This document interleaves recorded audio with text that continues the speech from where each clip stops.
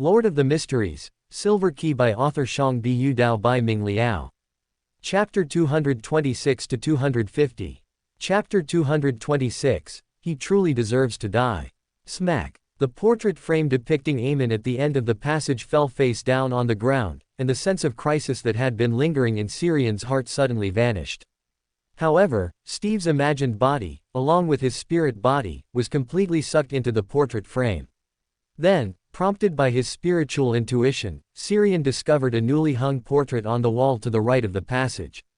Inside the frame was a distorted Steve, and unlike the other frames around it, he could still move and speak, no different from when he was in his own painting previously. At this moment, he was frantically banging on the invisible barrier that separated him, while wailing like he was crying his heart out. "Master, please save me.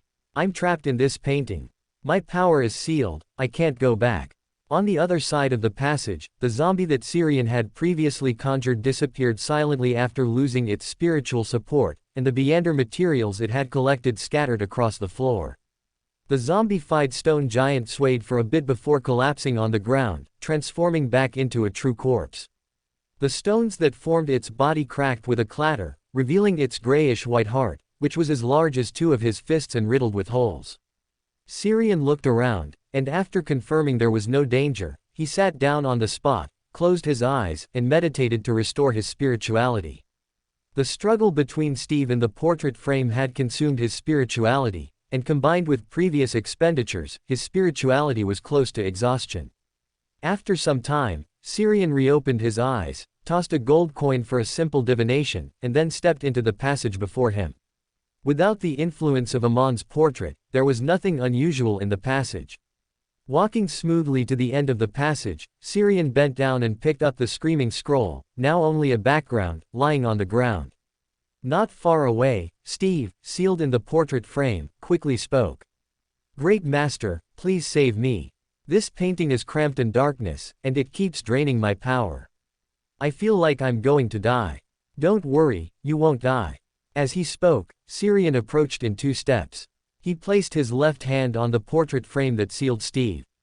With a spiritual tremor, circles of ethereal blue ripples spread across the frame's surface, forming an illusory door, like a curtain of water. The moment the door appeared, Steve eagerly darted out, fleeing back into his own painting. Then Syrian walked to the portrait frame depicting Amen, which was lying face down on the ground. Just as he was about to bend down to pick it up, he saw a small worm with 12 rings, a mix of transparent and translucent, crawl out of the frame. It climbed up and down in the air, finally outlining Amon's smiling figure. He reached into the air before him and pulled out a crystal monocle, which he placed over his right eye, and then looked at Syrian. "How interesting. You actually visit my tomb in front of me, its owner. The most valuable thing here is my portrait. Are you going to take it away? Oh, you don't seem surprised to see me. You knew you'd meet me here, but you still dared to come. Did that fanatic give you the courage?" Syrian looked at the suddenly appearing Amen with an expressionless face, his eyes reflecting an illusory, slowly turning book. "I come, I see, I record." Then he crossed his hands and gripped his shoulders, bending his back slightly, as pure white, illusory feathers condensed behind him. These feathers clustered into a pair of pure white, broad wings, which then slowly, irresistibly, spread out. Beneath the wings, his figure transformed into a blurry humanoid composed of colorful starlight and countless transparent, winged membranes. Across from him, Amen pressed his hand against the monocle on his right eye, and the curve of his lips gradually receded. Within the mirror-like surface of the crystal monocle, colorful starlight and transparent winged membranes flickered and vanished, seemingly caught in some kind of stalemate. Mystical reenactment that can display one's Beander characteristic while remaining rational and clear-headed. It seems, this special form is all there is. It cannot change the fact that you are merely a sequence 6 Beander. You can still be killed by a lightning bolt, or a blade plunged into your heart. Are you sure you don't want to try escaping? Syrian did not answer, merely maintaining that state and calmly meeting his gaze. Then, a pair of transparent, winged membrane-like wings suddenly grew on the monocle on Amon's face, attempting to escape, but he grabbed it back with one hand. After restoring the monocle to normal and putting it back on his face, he said helplessly, "What a bother. According to my agreement with that fanatic, I can't directly attack you for now.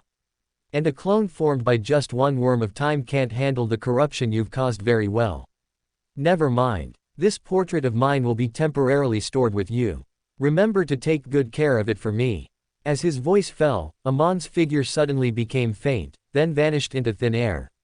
Syrian looked down at the screaming scroll in his hand, and after a half-second of silence, he reached his other hand into it. After some fumbling, he pulled out a worm of time, transparent and translucent, with 12 rings. "You found me, what a pity." As Amen sighed, the worm of time vanished from his hand. Silently looking around, Syrian made the pure white, broad wings behind him disappear, and his entire person returned to normal. He felt Amen was toying with him, or perhaps there were too few worms of time left here, and without a Beander pathway advantage, he might not be able to defeat him fully armed. Instead of wasting worms of time fighting him, it would be better to abandon this place. After all, his loss was only a portrait that had lost its mystical item properties after the worm of time left, and a passage connected to the abyss. If a battle broke out with him, and then the divine punishment of the Lord of Storms or Adam were to be drawn, he would still lose these things, including the worms of time left here. But, it's also possible he has a deeply hidden conspiracy. After a moment of thought, Syrian pulled a gold coin from his pocket and tossed it into the air. After a simple divination, he felt a little relieved. Never mind, I'm leaving Backland soon anyway, so even if there's a conspiracy, it won't catch up to me. He paused, then looked at Amon's portrait, which was lying face down on the ground. In his spirit vision, this portrait frame no longer had the rich spiritual radiance it once possessed. Did he take away most of the Beander characteristic from this painting, or did the uniqueness of this painting originally come from the worm of time? A bit stingy, isn't he? After complaining, he suddenly looked back in the direction he came from. He confirmed that the Beander materials he had previously collected, as well as the mystical items and Beander characteristics left behind by the Beyonders who had explored before, were still there, and only then did he breathe a sigh of relief. If Amen had taken those too, he would have truly lost everything. You're absolutely right, so I've taken the relics left by those lovely little fellows. Amon's voice suddenly echoed from the other side of the passage. Syrian's expression changed upon hearing this, and the illusory book in his eyes instantly appeared. After a brief delay, he instantly flashed to the entrance of the passage.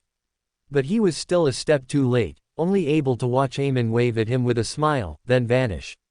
Along with him, the Beander relics lying quietly on the surrounding floor from the previous group of explorers also disappeared, those mystical items and Beander characteristics with intense spiritual radiance. No. Syrian opened his mouth, one hand grasping at the air before him, the stunned look in his eyes not yet faded, as emotions of anger, helplessness, and disgust surged up. Why in the world is there such a damned pathway as Marauder? From now on, I'm going to leave signs on all the doors in the world, no Amen or dogs allowed. He took several deep breaths, calming his emotions, then looked at the Beander materials scattered outside the passage, sighing silently. Well, at least he didn't leave me with absolutely nothing. But the bulk of it was taken by Amen. He truly deserves to die. As if sensing Syrian's turbulent emotions at the moment, Steve, in the painting he held, covered his head and remained motionless, trying to disguise himself as an ordinary painting. He took a deep breath, then exhaled slowly. He flicked his wrist, tossing the scroll in his hand into the air and letting it float before him. Then he looked at Steve in the painting and asked, "Can the stone giant's corpse on the ground be remade into a zombie?" Steve, with his head buried, said, "I'm very sorry, Master, with my current abilities, I can't turn a pile of stones into a zombie." "What a pity." Shaking his head slightly, Syrian raised his hand and snapped his fingers. In the painting, Steve's figure wriggled, then appeared directly in reality. His upper body was solid, but his lower body gradually became translucent, slender overall, with a wavy, distorted feel. His face had exaggerated expressions, and his hands were cupped over his head, as if he was constantly preparing to scream at any moment. Observing Steve, who had come from the painting into reality, so closely and from such a short distance, Syrian questioned his own aesthetic sense for the first time. He looked abstract but quite interesting when he was in the painting. Now there's one more reason to paint well, otherwise I always feel like I'll single-handedly lower the artistic level and aesthetic ability of the entire world. While he was silently grumbling, the rather abstract-looking Steve moved his body, then bowed respectfully to Syrian. Great Master, your loyal servant Steve awaits your command. Syrian pointed to the Beander materials scattered outside the passage due to the disappearance of the previously imagined zombie. Help me collect these materials. Steve. Yes, Master. Seeing Steve begin to busy himself, Syrian turned and returned to the main tomb chamber's entrance, muttering softly. The fool not belonging to this era, the mysterious ruler above the gray fog, the king of yellow and black who controls good luck. After a slight pause, he calmly looked around, and seeing no sign of Amen, he raised an eyebrow and continued to chant. I wish to know if Amen has truly left. Chapter 227, Amon's Operation. After his words fell and he waited for a while longer, there was no reaction or change in the surroundings. It seems Amen has truly left. As he murmured, gray mist suddenly filled his vision, and then Klein's voice echoed in his ears. I didn't see Amen in the surroundings, but I can't see through the tomb chamber ahead of you. He might be hiding inside. Syrian nodded thoughtfully. We'll know once we open it and take a look. We're already here anyway. With that, he looked at the large door leading to the main tomb chamber. It was a black stone door with patterns like cuts from a knife and axe, and in the center was an off-white, clock-like disc embedded in it. This is the Amen family crest. It seems to have been made into a lock here. After a brief explanation, he placed his hand on the black stone door, and a faint blue glow spread from his palm, then he pushed with force. With a creaking sound, the black stone door, which looked very heavy and was locked, was easily pushed open by him. You just pushed the door open like that. Above the gray fog, Klein's voice was full of surprise. When he saw that strange, clock-like door lock, he had thought there would be a complex but ultimately successful decryption process, or perhaps a violent forced entry, which would have more visual impact and a sense of accomplishment than this. Any door is useless in front of an apprentice. Syrian replied casually while curiously surveying the tomb chamber behind the door. The main tomb chamber behind the door was extremely wide, estimated to be almost as large as the hall he had passed through earlier, but the details were much more refined, though equally empty. Aside from a deep black coffin placed on a raised platform in the center, there were only classical iron lamp stands installed on the surrounding walls, with candles quietly burning on them, their flames flickering. And along the direct path from the stone door to the coffin, there were decayed bones scattered everywhere. These bones were too decayed to discern their original appearance, but from the relatively well-preserved fragments of clothing around them, it was clear there were both men and women, ordinary workers, and well-to-do gentlemen among them. There was no spiritual light on their bodies, as if their Beander characteristics and mystical items had long been taken away. Syrian immediately thought of the Beander characteristics and mystical items that had appeared in the passage just now.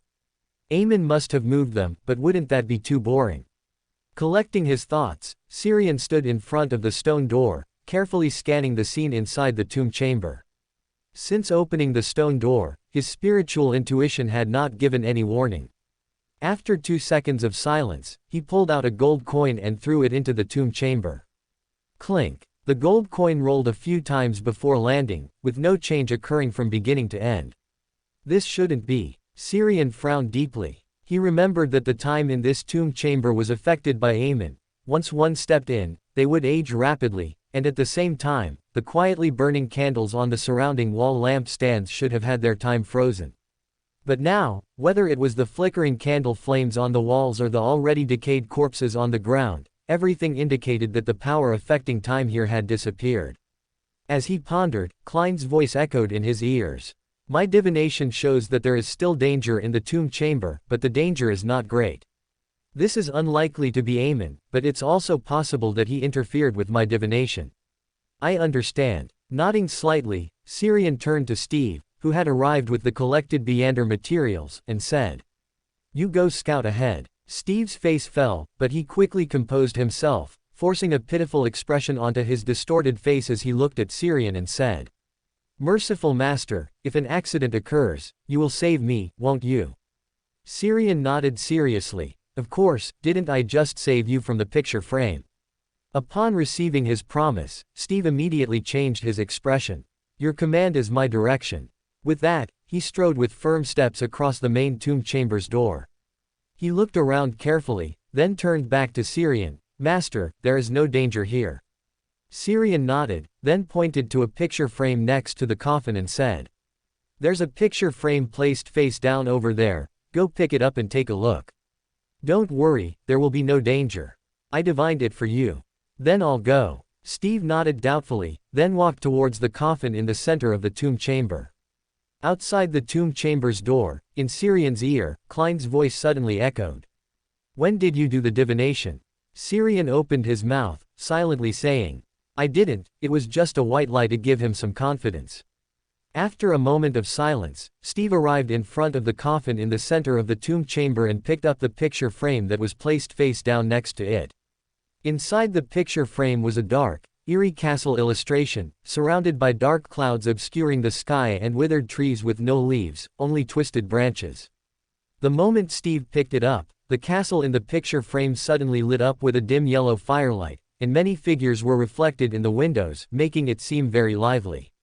Steve, holding the picture frame, suddenly froze, and then a transparent figure separated from him and entered the picture frame. Immediately after, his body, holding the picture frame, rapidly faded and disappeared like oil paint being washed away by clear water. Splat! The picture frame depicting the eerie castle fell to the ground, only this time it was face up. This is the real ghost picture frame. Syrian frowned, he seemed to know what this picture frame was. As he cast his gaze towards the picture frame, an irresistible, terrifying suction came from the painting, attempting to pull his spirit out of his body. The next second, the gray mist in front of him suddenly thickened, and a tall angel flew out from the gray mist. It had 12 pairs of dark black wings on its back and was clad in black full-body armor. Like a supreme emperor, it descended in front of Syrian in a condescending manner, enveloping him with its layered wings behind him, providing protection. Then Syrian found that the terrifying suction acting on his spirit had disappeared. No, it was more like it had been grafted to some unknown place. While the picture frame was ineffective against him, Syrian reached out and grabbed a lightless black curtain from the air in front of him, covering the surface of the ghost picture frame with it. Having dealt with the ghost picture frame problem, Syrian then walked into the tomb chamber, cautiously surveying his surroundings. He was somewhat puzzled as to why Eamon deliberately swapped the ghost picture frame with the portrait that could steal time. And he hadn't used the ability of that picture frame to steal time to affect himself before. Could it be that the 2 worms of time he left here simply found life too boring and just wanted to play a prank? As his thoughts wandered, Klein's voice suddenly echoed in his ears. What are you thinking? Aren't you going to save your subordinate who was sucked into the painting? Syrian glanced at the ghost picture frame, covered by the black curtain, and slowly shook his head. No rush, it's a mystical item, and also a creature from a painting. Being pulled into the ghost picture frame is like going home for it. Maybe the painting will even be conquered by it instead. He paused, then pointed to the picture frame placed face down at the entrance of the tomb chamber and said, The positions of these 2 paintings have been swapped. Eamon should have done it on purpose, but I haven't figured out his reason for doing so. Is it simply because he doesn't want me to take the stolen time from the picture frame, and to complete a prank at the same time, or has he secretly laid a conspiracy in a place I haven't noticed? Above the gray fog, Klein replied thoughtfully. It's possible it's both. If Eamon has planted a seed of conspiracy, I think it's most likely on these 2 swapped paintings. How do you plan to deal with them? Syrian rested his right hand on his chin, his thumb gently rubbing, and said thoughtfully. Donate them to the church. Feels a bit cowardly, and a bit wasteful. I've got it. I can give them to a friend who is very familiar with Eamon. And, Klein's voice asked with obvious curiosity. A friend familiar with Eamon, Adam? Of course not, that would be so uninteresting. Syrian shook his head, not bothering to explain. Then he looked at the coffin in the very center, muttering softly. It's a pity there are no dead worms of time, otherwise I could put them in and erect a monument for Eamon. Above the gray fog, Klein, who was observing the scene, was silent for several seconds before uttering. You have a lot of ideas. Syrian nodded happily, accepting his compliment. Then he glanced at the empty tomb chamber and sighed. It's a pity that the most valuable Beyonder characteristics and mystical items were all taken by Aemon. I can only take the coffin he left behind, maybe it will be useful to him in the future. Chapter 228, The Emptied Ghost Painting Frame. After muttering a few words, Syrian took out the prepared scroll containing the world within the painting and laid it face down on the dark black coffin. Several faint blue ripples spread through the air, and then the coffin Aemon had left there quietly disappeared. This scene made Klein's mouth twitch slightly above the gray fog. For a moment, he didn't know whether to mock Aemon for his frugality or praise the scroll's miraculous effect. Syrian suddenly said, "Give me the protection of an angel again." A few breaths later, the tall angel with 12 pairs of dark black wings on his back reappeared before him, his black wings wrapping around him, providing protection. After receiving the protection of the paper-cut angel Klein had thrown down, Syrian half-squatted and uncovered the black curtain covering the ghost painting frame. The dark, black castle within the ghost painting frame lit up again, but this time there were no shadowy figures reflected in the windows, only Steve's shouts through the scroll. "Great Master, I have already conquered all the specters and spirits within this painting frame for you. Under my diligent influence, they are willing to wholeheartedly believe in and follow you. Unfortunately, this painting frame itself does not have a living consciousness, it cannot become the second servant to serve the Great Master after me." Syrian. This is like emptying the ghost painting frame's entire foundation. Klein. As a mystical item, you truly are too diligent. Klein suddenly thought of the mirror named Rhodes and always felt they were very similar in some aspects. Perhaps this was a common characteristic unique to living mystical items. While his thoughts wandered, Syrian had already reached out and pressed his hand against the image of the ghost painting frame. Layers of faint blue ripples spread out from under his hand, condensing into an illusory, water curtain-like door on the painting frame's surface. Immediately after, Steve floated out from behind the door. Behind him, transparent soul bodies floated out one after another. They were male and female, old and young. Some wore double-breasted long coats popular in recent times, common backland workers' clothes, while others wore elaborate lace-trimmed long dresses from 100 years ago, and even classical formal wear from the Fourth Epoch. The older the clothing on the soul bodies, the more transparent and blurry they were, some remaining only as a faint human shape. After floating out of the ghost painting frame, they lined up in front of Steve, not perfectly neat but perfectly uniform, like the most loyal subordinates of a gang boss. Seeing his newly recruited subordinates all out, Steve floated in front of Syrian and humbly said, "Great Master, they have been eroded by the death energy in the scroll for too long and have forgotten too many memories and knowledge, so they are not very intelligent. However, with proper training, they can still regain their minds." Syrian nodded. "First, place them in your scroll. I will draw a more suitable painting for them when I have time later." Steve quickly replied, "No problem, Master. You are truly the kindest, greatest, and most benevolent existence I have ever seen."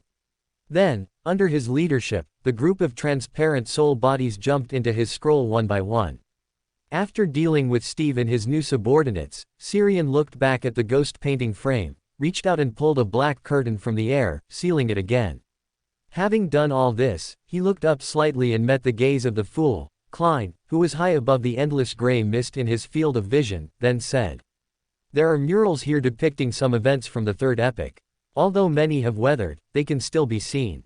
As he spoke, he gently rubbed his fingers, creating a light as bright as day in the tomb chamber, which previously had only a few dim candle flames. As the surrounding light brightened, Klein, above the gray fog, finally saw the surrounding details clearly. Most of the murals on the surrounding walls had lost color and were broken, with only a small portion on half of the dome remaining the most intact. It depicted a continuous mountain range, with a cross standing on the highest main peak, taller than the mountain itself. The cross was covered in layers of light, appearing exceptionally sacred. But upon closer inspection, these lights actually originated from a vast, indistinct figure standing above the mountain, seemingly supporting heaven and earth. Below the mountain range, 6 angels with 12 pairs of layered light wings on their backs stood in different positions. 2 of them held a baby each. One had golden hair and golden eyes, wearing a cross necklace around his neck, while the other had black hair and black eyes, holding something resembling a transparent crystal in his hand. Following these 6 leading angels were more angels, but with fewer wings on their backs. They held instruments such as trumpets, harps, and flutes, looking devout and joyful. After the angels were devout and respectful pilgrim ascetics or devout believers, mostly humans of various ages, appearances, and genders, depicting all walks of life. Further away, at the edges of the mural, where weathering and flaking were severe, one could vaguely see giants bound by chains, dragons with their feet bound, forever unable to touch the ground, and elves fleeing on boats. These murals are quite well done, some church murals aren't as detailed. After a soft mutter, Klein turned his gaze back to Syrian and asked curiously. Who are those 2 babies held by the angels in the mural? Syrian, who was focused on tidying the scroll, replied without looking up. You've probably guessed it, Eamon and his brother. It's a pity that too many parts of the mural are broken. After a casual sigh, Klein noticed the paper in front of Syrian, covered with many abstract and distorted symbols, and asked in confusion. What are you doing? Syrian pointed to a stone door in the corner, of which only the outline was drawn. I want to see if I can take this door with me. Door. Only then did Klein notice that there was also a stone door on the wall at that location, of which only the outline was drawn.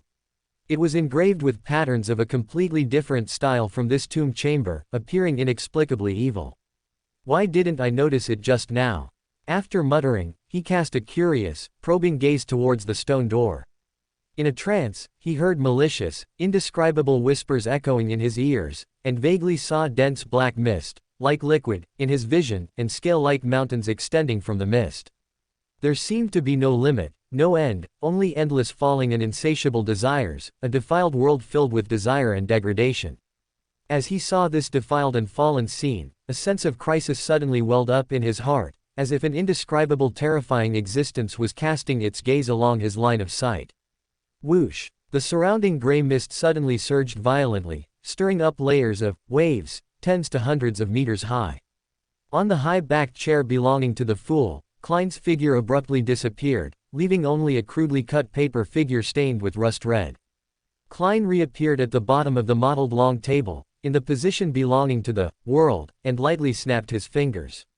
Snap! The rust-red stained paper figure spontaneously ignited without a sound, and even its ashes were swallowed by the surging gray mist, completely vanishing. As if losing its target, after surging for a few breaths, the surrounding gray mist gradually calmed down. What exactly is this thing? I only looked at it once, and it could bring pollution along my gaze, and that was even with the gray mist blocking it. The last time something like this happened was when I actively divined the eternal blazing sun and the true creator. Before, when listening to the whispers of Mr. Door, this gray mist didn't react so strongly. Is the existence behind that stone door a true god on the same level as the eternal blazing sun and the true creator? After calming down, he informed Syrian of what had just happened above the gray fog, reminding him to be careful and to leave the mausoleum immediately if that eerie stone door changed. In Amon's mausoleum, Syrian, who was contemplating how to fit the great door connecting to the abyss into a painting, looked stunned after hearing Klein's narration. That's the abyss. You just stared at it defenselessly. After a moment of silent pause, Klein gritted his teeth and said, You didn't say anything earlier. Syrian spread his hands innocently. You didn't ask before. And the door was closed, wasn't it? Who would have thought you'd be so bold as to look at what was behind it? Don't you seers usually plan before acting and divine first when unsure? Chapter 229 Provocation. What I just saw was the legendary abyss. That place known as the source of all evil, the land of depravity, the abode of devils, the most defiled, most depraved, and most chaotic abyss. As he whispered, Klein tried to recall the dim scene he had just witnessed, and an instinctive feeling of unease surged in his heart. Suppressing his thoughts, he looked back and asked curiously, You plan to take this door to the abyss with you? Are you sure it won't cause problems? That is the dark side of the universe where even deities can be corrupted. Emperor Rosal mentioned in his diary that those who guard the abyss will eventually be assimilated by it. Even if this is just a door that hasn't been opened, there is still a risk. Syrian responded thoughtfully, I'm just trying it out. I'm not sure if I can take a door with me. If not, I'll find a way to destroy it. Anyway, all I need is the coordinates of the abyss. Klein pressed. What do you need the coordinates of the abyss for? Syrian replied as he rose from the ground. For a high-sequence apprentice, the coordinates of every special location are worth collecting. You can banish enemies there, or record them and reproduce the corresponding scenes later. As he spoke, he gently rubbed his fingers, causing the drawing paper spread on the floor to float up and fly towards the wall embedded with the stone door. The symbols on the drawing paper shimmered with brilliant starlight, spreading layer upon layer of dark blue water ripples in the air, gradually forming an illusory door covered in starlight, finally overlapping with the stone door embedded in the wall. Immediately after, the water ripples emanating from the illusory door suddenly retracted, and the illusory door also grew smaller and smaller. After shrinking to less than a meter, all the flickering lights began to converge, eventually turning back into an ordinary piece of drawing paper, which drifted lightly to the ground. The front of the drawing paper was densely filled with abstract symbols of various colors, looking like a colorful wall from a distance. In the middle of the drawing paper, the abstract symbols linked together twisted in an unknown way, forming the shape of a door. After looking around and confirming there was nothing else to take, Syrian clapped his hands and said, "It's almost time to leave." As he clapped, the drawing paper, painting frame, and Beander materials on the ground flew towards him, circling around him. Then, a translucent, slowly turning book appeared in his dark eyes. I came, I saw, I recorded. Brilliant starlight burst around him, quickly outlining an illusory door. The day after exploring Amon's mausoleum, Syrian went to Harvest Church again and recorded several very useful Beander abilities of the Don Paladin from Father Utravsky. Afterward, he paid a relatively high price and finally invited Emlyn to treat Lawrence. He felt that a distinguished sanguine, who had studied with a favored one of the Earth Mother and a bishop of the church, should be able to resolve Lawrence's internal injuries. All right, I understand your physical problems. I will leave a prescription for conditioning and also prepare a few bottles of Beander potions. You will recover your health within half a month. Emlyn looked at Syrian with his chin slightly raised, adding in a subtle tone. But you will need to prepare the corresponding materials yourselves, or pay me separately to purchase them. These are genuine Beander potions. Even if you ask Father Utravsky, it's no use. He is merely a superficial warrior and cannot concoct such advanced potions. Of course, you can refuse. The conditioning prescription I leave, if used long-term, can also gradually improve his poor physical condition. But the effect is very slow, and if he frequently uses Beander abilities or suffers a major emotional blow, his condition will still deteriorate. Furthermore, even with Beander potions, it can only restore his already declining health, not make him like a young person, nor extend his lifespan, but it can ensure he lives to a normal old age. Syrian nodded and said calmly, "Name your price." Emlyn extended his right hand and held up 3 fingers, 300 pounds. Lawrence spoke first, "I can pay." Tisk, Emlyn clicked his tongue, feeling he hadn't demanded enough. Syrian raised his hand and pressed down Emlyn's 3 fingers extended in front of him, smiling with little expression on his face. "A hint. I have channels to acquire Beander characteristics corresponding to your sanguine Baron and Viscount. Do you want to reconsider your offer?" Emlyn's expression was conflicted for a moment, then he gritted his teeth and nodded. 100 pounds, that's my bottom line. Deal. Syrian smiled, snapped his fingers, and 10 10-pound banknotes flew out of his pocket and into Emlyn's hand. After collecting his consultation fee, Emlyn stared directly at him. "About the Beander characteristics. Just come find me when you need them." Syrian smiled and waved his hand, stepping aside to clear a path for him to leave. Leaving Lawrence's residence, Emlyn suddenly stopped, frowning and looking back. Syrian didn't seem to have given him any guarantee just now. Is this guy trying to trick me? After a brief pause, he chose to ask the other party next time he brought the potions, rather than turning back to ask now. Turning back now doesn't fit my noble sanguine status, and asking next time is the same. As long as the potions haven't been delivered, the initiative is in my hands. Lawrence's residence. Only after Emlyn had left did Syrian state his other purpose. "I plan to go to sea to digest the scribe potion. I need to record more teleportations to facilitate travel to and from Backland." "At sea, huh?" Lawrence murmured, nodding. "That is indeed a good place for acting. There are many customs and scenic spots to record among the indigenous people on the islands and the colonists from other countries. Moreover, the influence of the church is relatively weak at sea, and the identity of Beyonders is not as secretive. Battles between Beyonders often occur, making it very convenient for you to record Beyonder abilities. After a slight pause, he pulled a chair and pushed it in front of Syrian, then continued. Verdu will come to see me tonight. You can wait for him here, and he can demonstrate teleportation for you then. Before that, I think I need to explain the detailed plan for organizing Beyonder gatherings for a while, as our communication won't be as smooth once you go to sea to act as a scribe. No problem. Syrian nodded, pulled the chair, and sat down. Late at night, after Verdu's repeated demonstrations, Syrian finally converted most of his slots for recording Beyonder abilities from Sequence 5 to Sequence 6 into teleportations.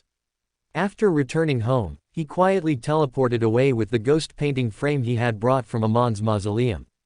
Inside the fourth epic Tough Empire ruins beneath William Street.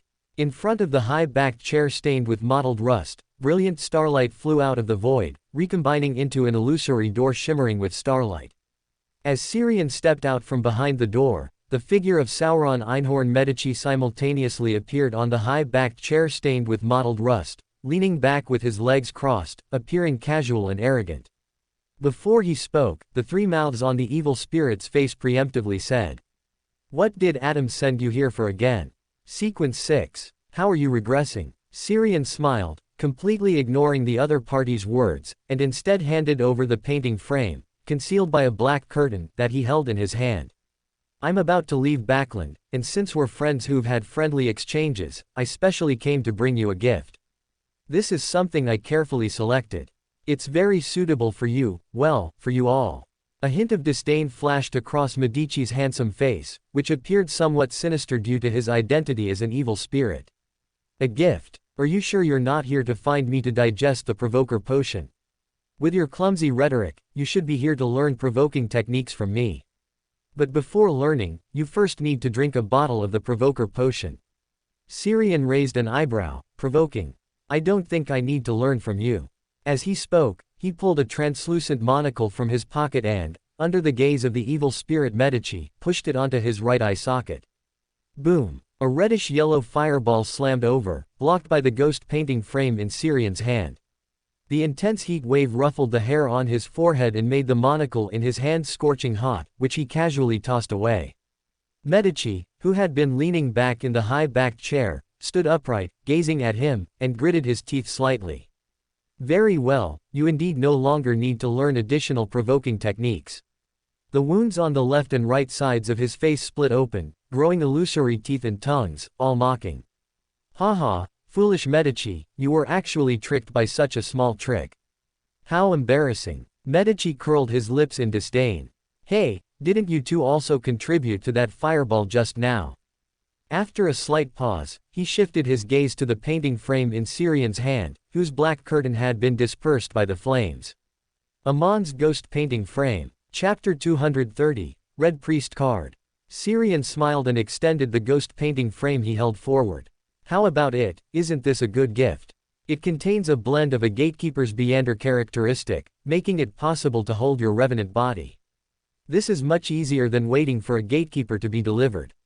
You just need to find an ordinary person who accidentally stumbles in, and you can leave this underground ruin directly." The two mouths on Medici's left and right cheeks spoke simultaneously. "I smell a conspirer. Aemon is as annoying as Adam. Why don't we kill him? He's not even a demigod right now, it would only take a little effort."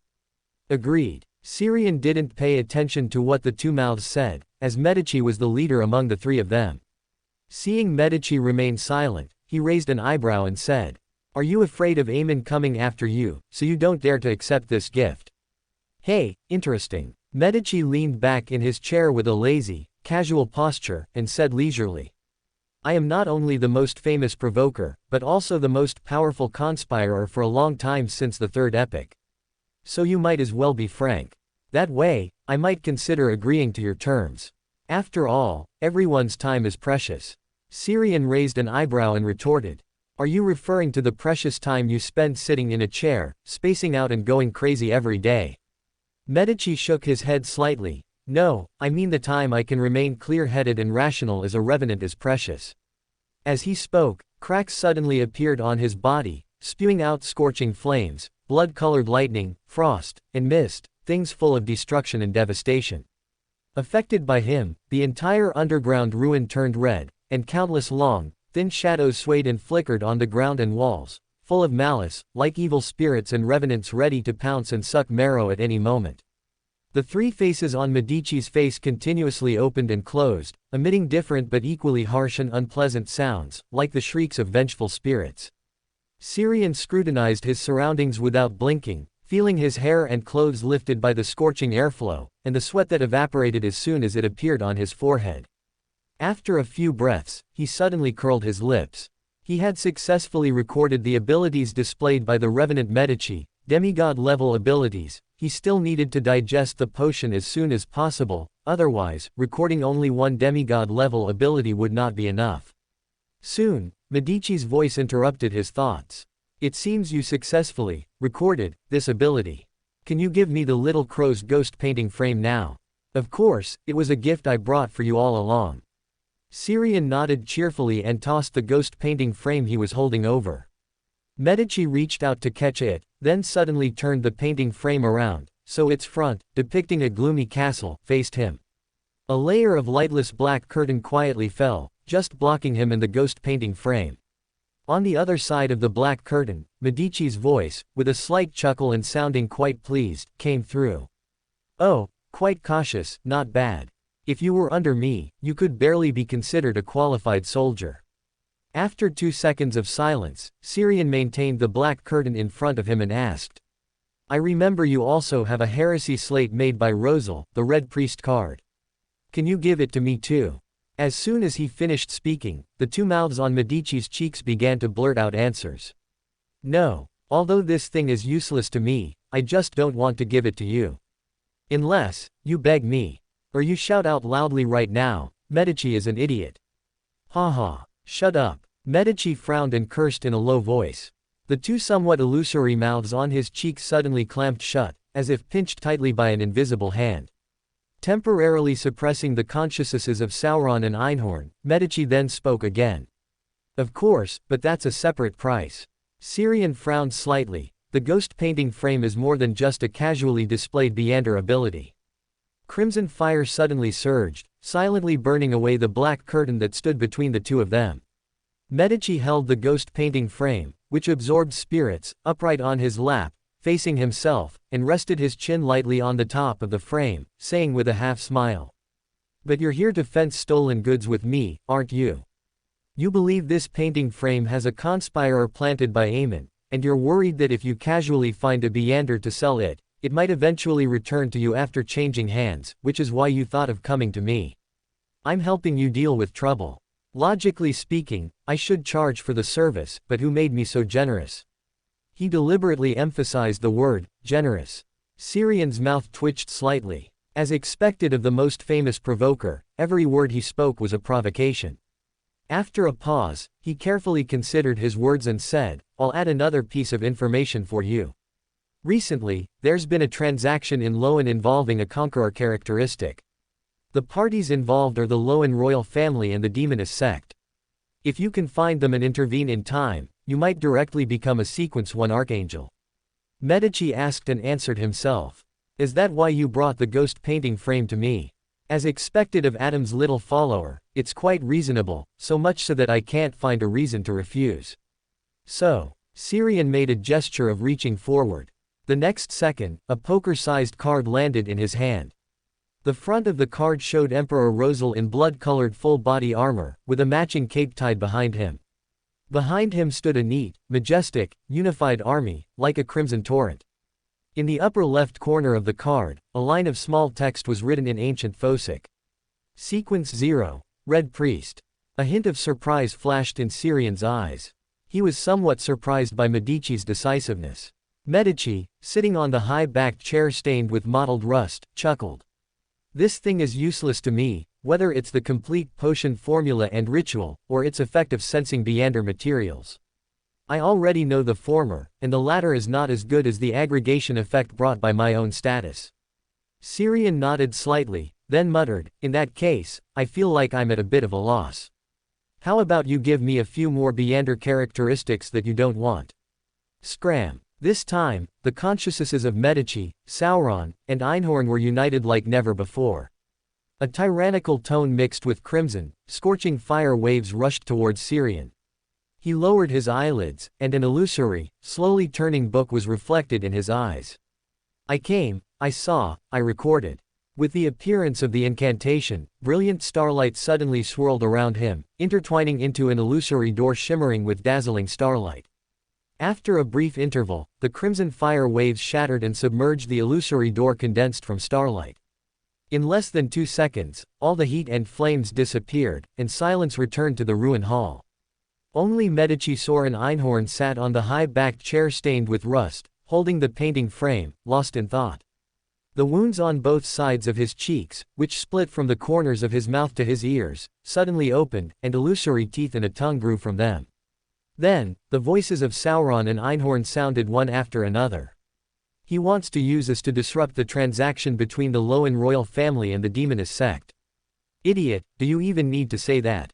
What we really need to worry about is what roles Adam and Aemon are playing in this matter."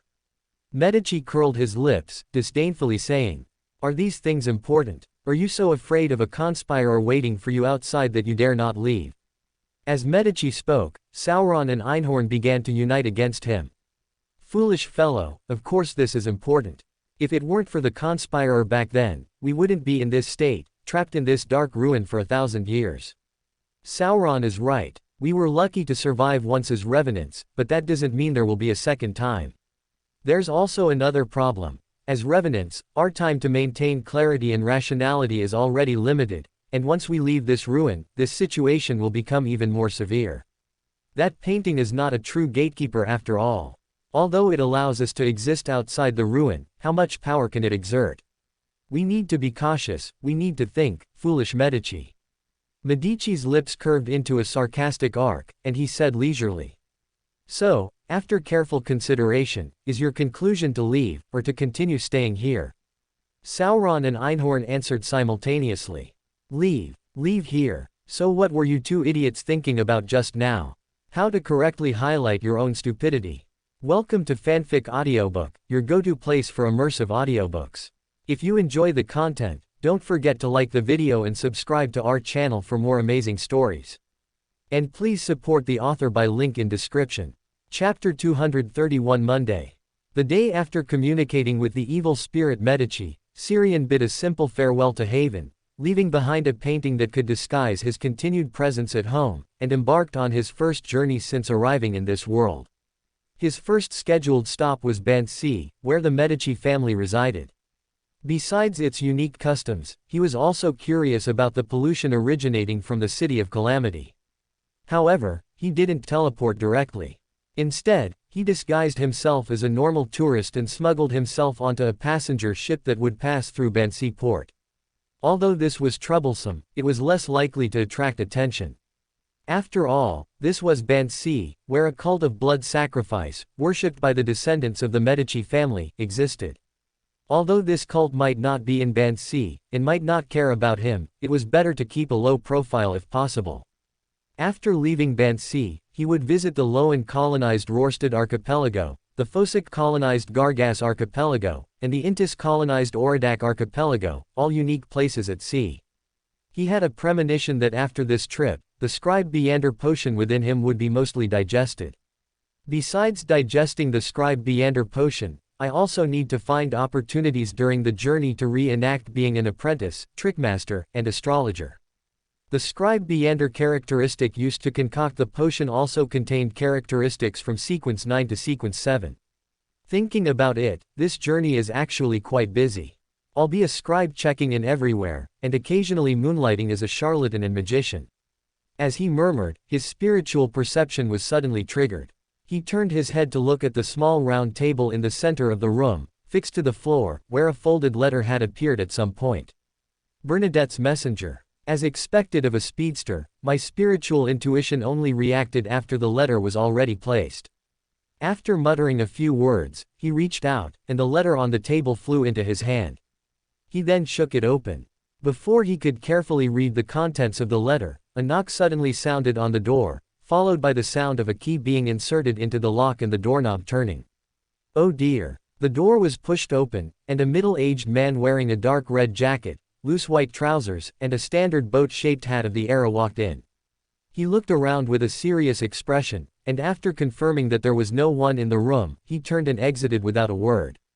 Finally, he closed the door behind him. A moment later, a conversation could be heard at the end of the corridor outside the room. I remember the guest in room 306 should have disembarked at Demir Island, right?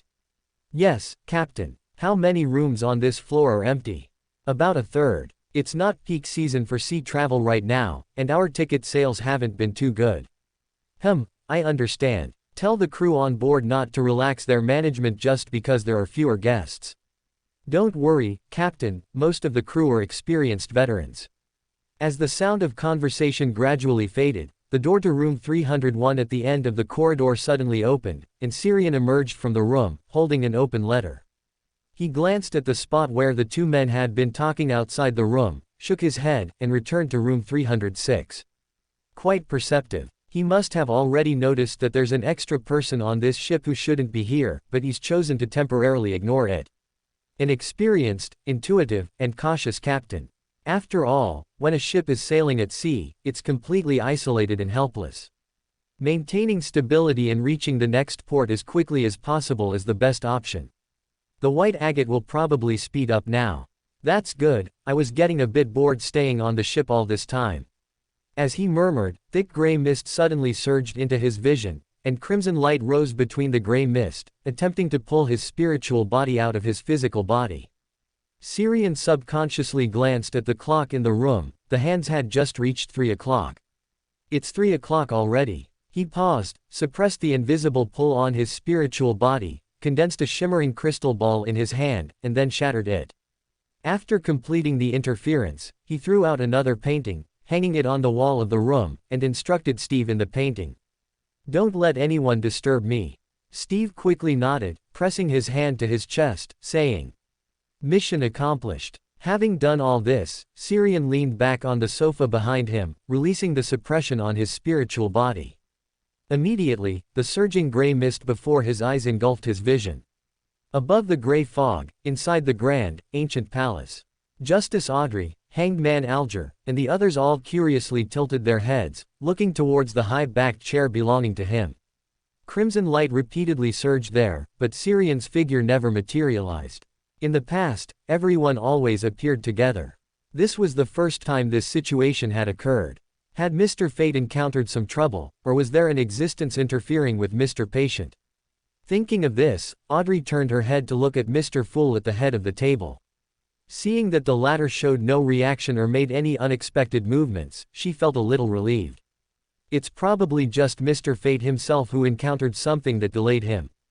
2 or 3 seconds later, the repeatedly surging crimson light finally dissipated, and Syrian's figure appeared above the gray fog, a step later than everyone else. Noticing the gazes focused on him, he nodded to each of them and said, My apologies, I was temporarily delayed by the captain inspecting the room. At the head of the table, Fool Klein casually glanced at him and said leisurely, It's nothing. After the minor interlude, Justice Audrey gracefully lifted her skirt and rose, bowing to Mr. Fool at the head of the table, her voice cheerful. Good afternoon, Mr. Fool. She paused, then turned and greeted everyone in turn. Good afternoon, Mr. Hanged Man. Good afternoon, Mr. Fate. After everyone had finished their greetings and salutations, Hangman Alger turned to Mr. Fool at the head of the table and spoke first. Mr. Fool, I have collected 2 pages of Russell's diary. Fool Klein nodded slightly and said, Very good. What do you wish to obtain through these 2 pages of the diary?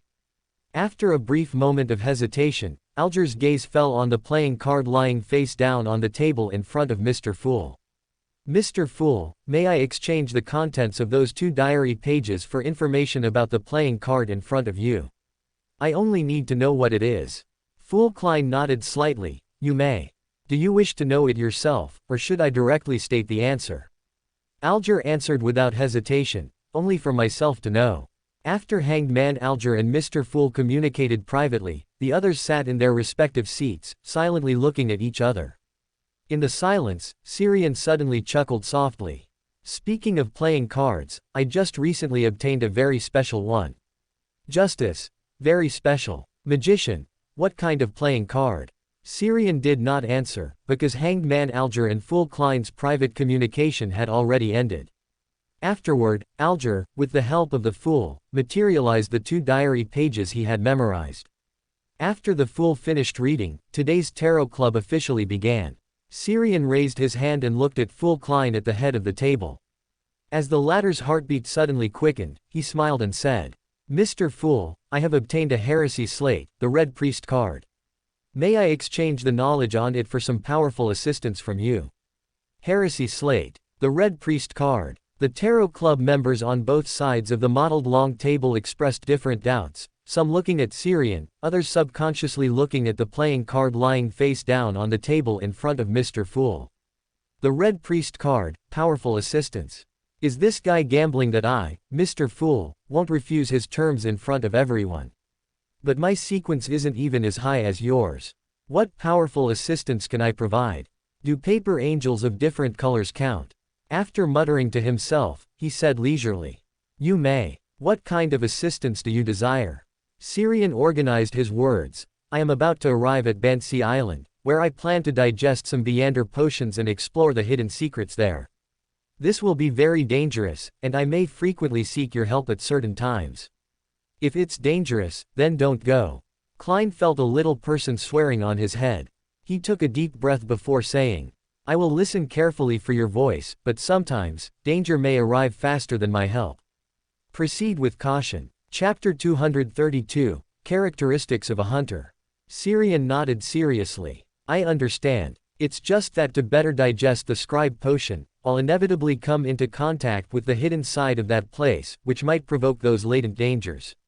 However, I've already recorded enough, flash, and teleport, spells in advance. As long as the spirit world isn't instantly sealed off, I'll be able to leave." The Fool, Klein, nodded slightly, saying nothing more. Repeatedly advising the other party to abandon a dangerous attempt didn't fit his persona as the Fool.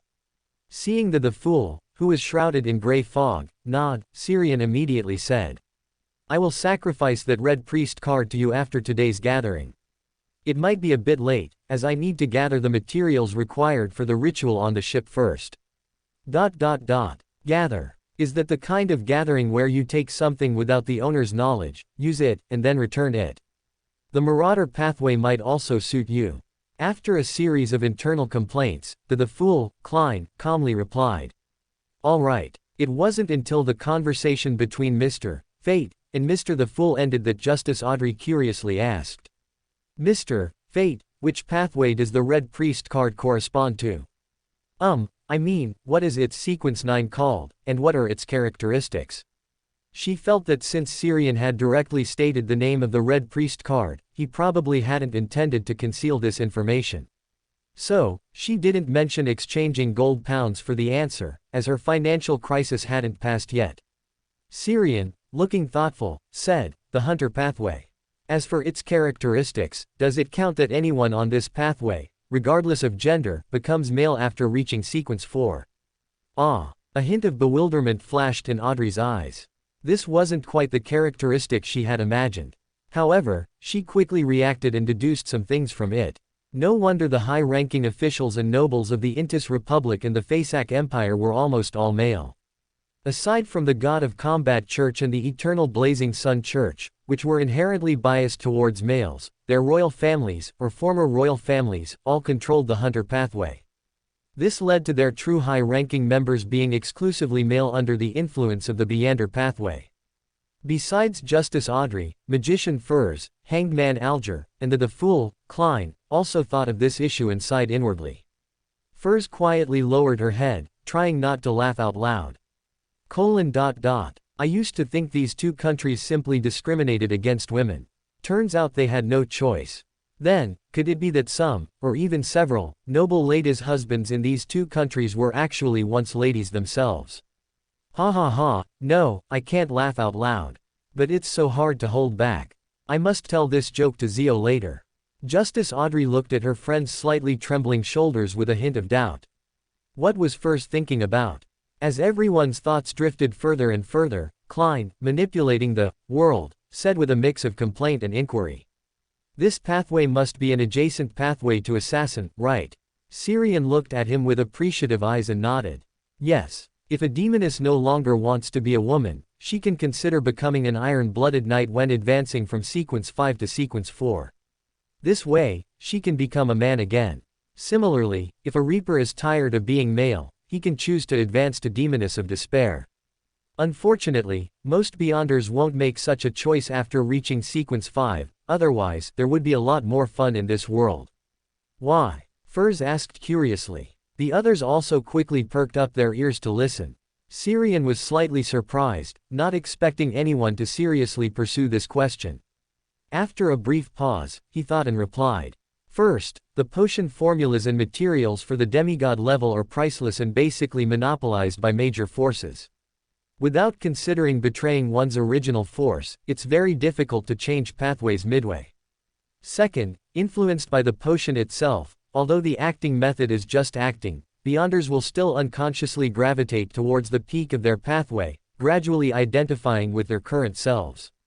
Given a choice, almost no one will actively switch pathways. Justice Audrey pondered and pressed on.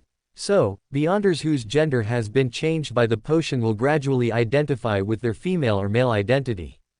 Won't this gender transition cause cognitive obstacles? Syrian shrugged. Most people will, which is why most members of the demoness sect are fanatical or pathological. They are obsessed with cultivating male assassins. This is partly due to the primordial demoness, but I feel it's more about making others experience the pain they once suffered. This is truly. Audrey suddenly didn't know how to express her feelings. After a brief pause, she changed the subject. Mr. Fate, how did you obtain this heresy slate? If it's inconvenient, just pretend I didn't ask. Syrian smiled and described it very simply. William Street in Backland. There's a fourth epic ruin underground there, inhabited by an ancient evil spirit. I exchanged this heresy slate for a mystical item from him. Ruins, evil spirits, and right in Backland. A hint of shock flashed in Audrey's pupils.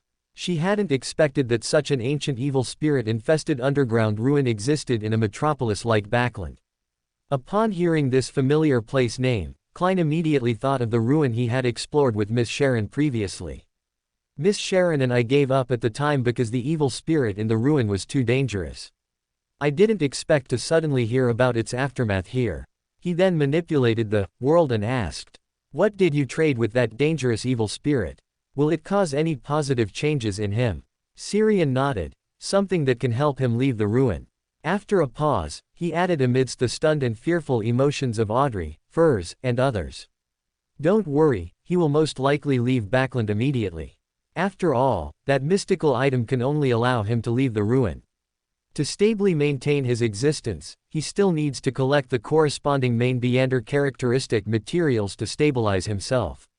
Besides, he also needs to leave Backland to get rid of his evil spirit essence. Hearing him say that the evil spirit would not stay in Backland after leaving the ruin, Furs and Audrey, who lived in Backland, finally breathed a sigh of relief. The former was worried about her own safety, while the latter was concerned about whether it would bring chaos and disaster to the city. As for herself, she believed that a count's household had sufficient security. As this topic concluded, Hanged Man Alger suddenly turned to him and asked, "Are you at sea?" Syrian nodded gently, "Yes." After 2 seconds of silence, Alger continued to ask, "What secret is hidden on Bansi Island?" It was not only one of the many islands where the Storm Church preached at sea, but also an important port on the shipping route between Loen and the Rorstad archipelago. If Bansi Island had a problem, it would directly affect that entire shipping route. For the Storm Church, this was a very serious issue. Syrian turned his head to look at the other party, smiled, and asked in return, "This is paid content. Do you want to buy it? What's the price?" Alger hesitated for a moment, then chose to press the question. If he could uncover the hidden problem on Bansi Island, he could earn a considerable merit in the church. Syrian thought and replied, Right now, the price is a secret sorcerer Beander characteristic, or an item containing the corresponding characteristic. This is sequence 4 of the apprentice pathway. Don't be surprised if you report the problem on Band C to the Storm Church later, it's worth that price. Information worth a demigod level characteristic is the hidden problem on Band C Island that's serious. Alger unconsciously frowned. He had no intention of doubting the veracity of Syrian's words. This was a gathering witnessed by Mr. the Fool, which was equivalent to a divine council in the 7 great churches. No one would be foolish enough to trade false information at such a gathering. If there were such foolish people, they wouldn't be able to participate in such a gathering. The problem now was that he simply couldn't produce a secret sorcerer Beander characteristic or an item of the same level for exchange. Even if Syrian lowered the trade requirements, it would be difficult for him to complete the transaction in a short time. After trading the wind-blessed potion formula last time, his assets had shrunk to the point of near bankruptcy. After some thought, he gave up the idea of trading and instead asked, "When you said, right now, does that mean the price will change later?" Syrian nodded calmly. "After I finish acting and leave, what happens to that island will have nothing to do with me. As a member of the Tarot Club, I don't mind giving you some preferential treatment as long as it doesn't affect me. However, I still doubt whether you can afford this information." Alger pondered for a moment and asked, "Perhaps, I can collect other information you need in exchange." Syrian thought and nodded. That's also possible. I need detailed information on the scenery and customs of various places at sea, the more detailed the better. Besides, if you can inquire about information regarding the Ghost Empire, you can also trade with me." Ghost Empire. Hanged man, Alger pondered and shook his head. There have always been many rumors about various treasures at sea, but most of them come from the imagination of pirates and sailors, not even worthy of being called rumors. Perhaps occasionally there will be some valid true news, but that will inevitably be buried among many rumors, and no one will be able to distinguish true from false. Syrian said thoughtfully, "Just pay attention to the parts you think are valuable. Whether they are useful or not doesn't matter, they are also part of the transaction." "No problem." Alger nodded slightly. After a slight pause, he turned his gaze to Magician, Furs. "I have already obtained the deep-sea spearfish's blood. Its price is 400 pounds. Furs nodded, a little pained. "No problem, we can trade after the gathering. It's 50 pounds more than I estimated. My manuscript fees are already not enough. And then there's the Soul Eater's stomach. Am I going to have to take out a bank loan? No, banks in Backland wouldn't lend me that much money. They have a credit evaluation system for everyone, and my evaluation report is clearly not enough to borrow that much, unless someone guarantees me." While she was thinking, she heard the voice of son Derek. "Mr. Fate, Miss Magician, I can go hunt a parasite tomorrow and complete the previously agreed upon transaction." Syrian smiled and nodded. "All right." Magician, Furs nodded in response, but couldn't help but wail in her heart. Alas, the more I worry about something, the more likely it is to happen. The 2 Beander materials I need have come together like this. Now I really have to consider a loan. The bank definitely won't work, but I can ask Viscount Glaint and Miss Audrey. They should be willing to lend me money, right? After a moment of scattered thoughts, she looked at Syrian and asked hesitantly, "Mr. Fate, I might need a few more days to trade for the Soul Eater's stomach. Also, are you considering selling the Sheriff Beander characteristic you bought at the last gathering?" Syrian nodded. "No problem. For the Sheriff characteristic, I need 700 pounds. I'll think about it." Furs was a bit conflicted. Although this price was reasonable, Mr. Fate bought this characteristic for only 600 pounds at the last gathering. At the head of the mottled long table, Fool Klein, who had witnessed this scene, couldn't help but inwardly grumble. This is why I hate middlemen. They don't pay anything, yet they make a considerable profit." Syrian, who couldn't hear their thoughts, looked at Furs and then asked with a smile, "Do you need loan services?" "No, thank you." Furs instinctively shook her head in refusal. After their exchange ended, Klein manipulated the alternate account, World, to look at Syrian and say, "I need the human skin shade characteristic." Syrian was momentarily enlightened, then nodded and said, "No problem, we'll trade after the gathering." I always feel like my memory is a bit poor.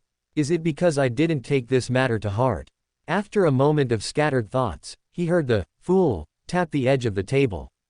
You may now communicate freely. After a brief silence, Syrian was the first to shake his head. I just went out to sea recently, so there's nothing interesting to share. Hanged man, Alger then said. The sea has been very calm recently. The senior deacon who was chasing the Don into the safe passage of the raging sea a few days ago has already returned to the Sonia Sea. No battles occurred between them, and they didn't even encounter each other. After a slight pause, remembering Syrian's need for information on maritime scenery and customs, he further elaborated on some peculiar customs of the indigenous people he knew from the sea.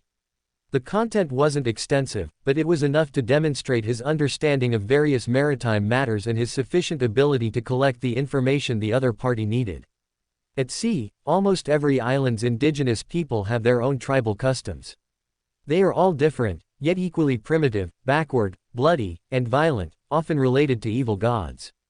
However, after being colonized by the nations of the northern continent, these primitive and bloody customs were severely suppressed, remaining only in relatively marginal and backward areas. Among the more famous are the indigenous people of the Rorstad archipelago who worship the sea god, the whaling culture of the Gargus Islands, and the remnants of elven culture on Sonia Island. Everyone at the Tarot Club listened very attentively. Magician, Furs, with her most vivid imagination, had even conceived a long story about travel, faith, love, and primitive culture in her mind. After everyone had shared their experiences, son, Derek looked around and began to recount recent events in the City of Silver. All members of the exploration team that Elder Luvia led to the half-destroyed temple of the true creator have been purged.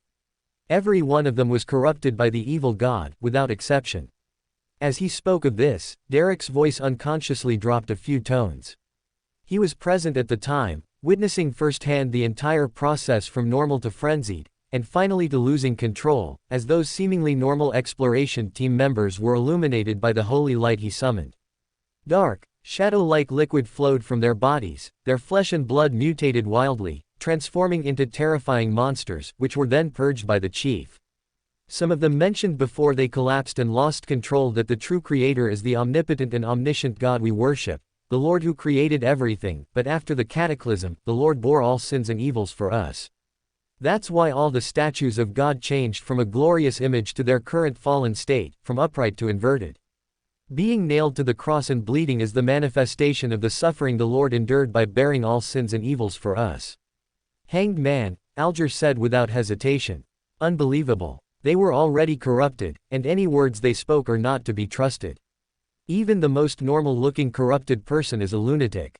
Derek lowered his head, somewhat embarrassed, and said, I know, it's just that the chief wants me to inquire for more information about the true creator. Syrian glanced at, son, Derek sitting beside him, shaking his head silently in his heart. He thought he had become a bit smarter, understanding how to be circuitous and probe, but he was still the same, son. This must be a complete failure of the chief's teaching, right?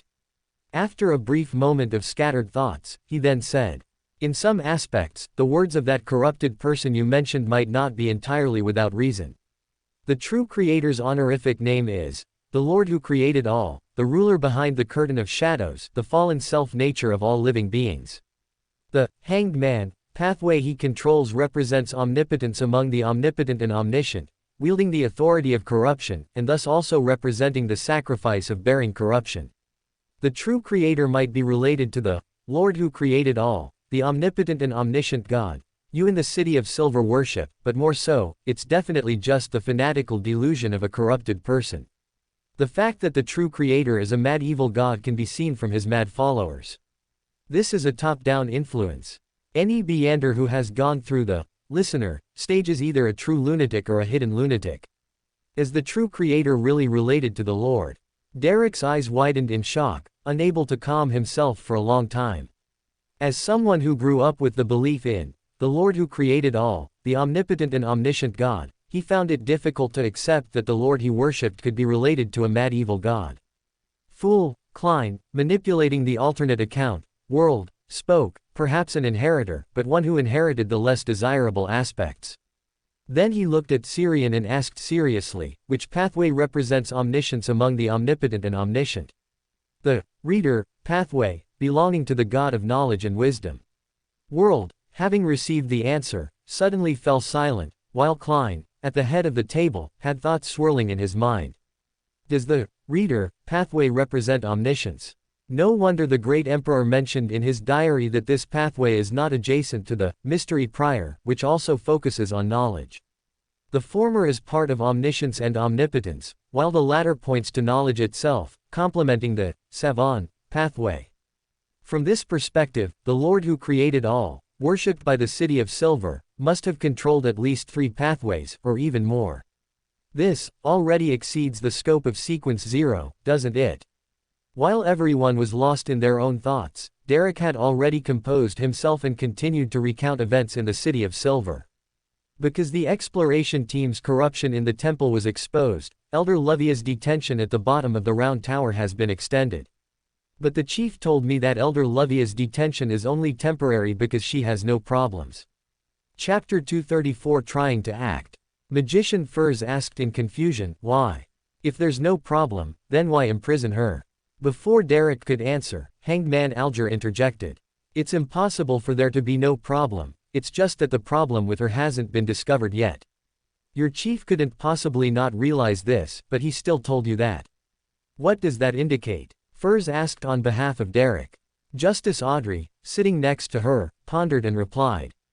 Politically speaking, this indicates that the chief doesn't trust any existence that attempts to approach or influence the City of Silver. He is seeking a balance, seeking stability. Her tone carried some subtle emotion. From the City of Silver's perspective, such a choice was not problematic, but as a member of the Tarot Club, she disliked the feeling of being distrusted. Mr. Patient is a truly benevolent and great existence. Never mind, that chief hasn't even met Mr. Fool and can only learn some things from Mr. Sun. It's inevitable that he would be suspicious. But his attempt to use that shepherd elder to create a balance with Mr. Sun was truly a wrong decision.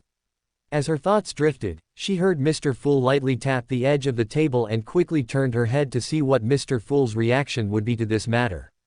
At the head of the mottled long table, Fool Klein leaned back leisurely in his chair, looking at son Derek and saying, "Don't worry about it. Improving yourself as quickly as possible is your most important task right now.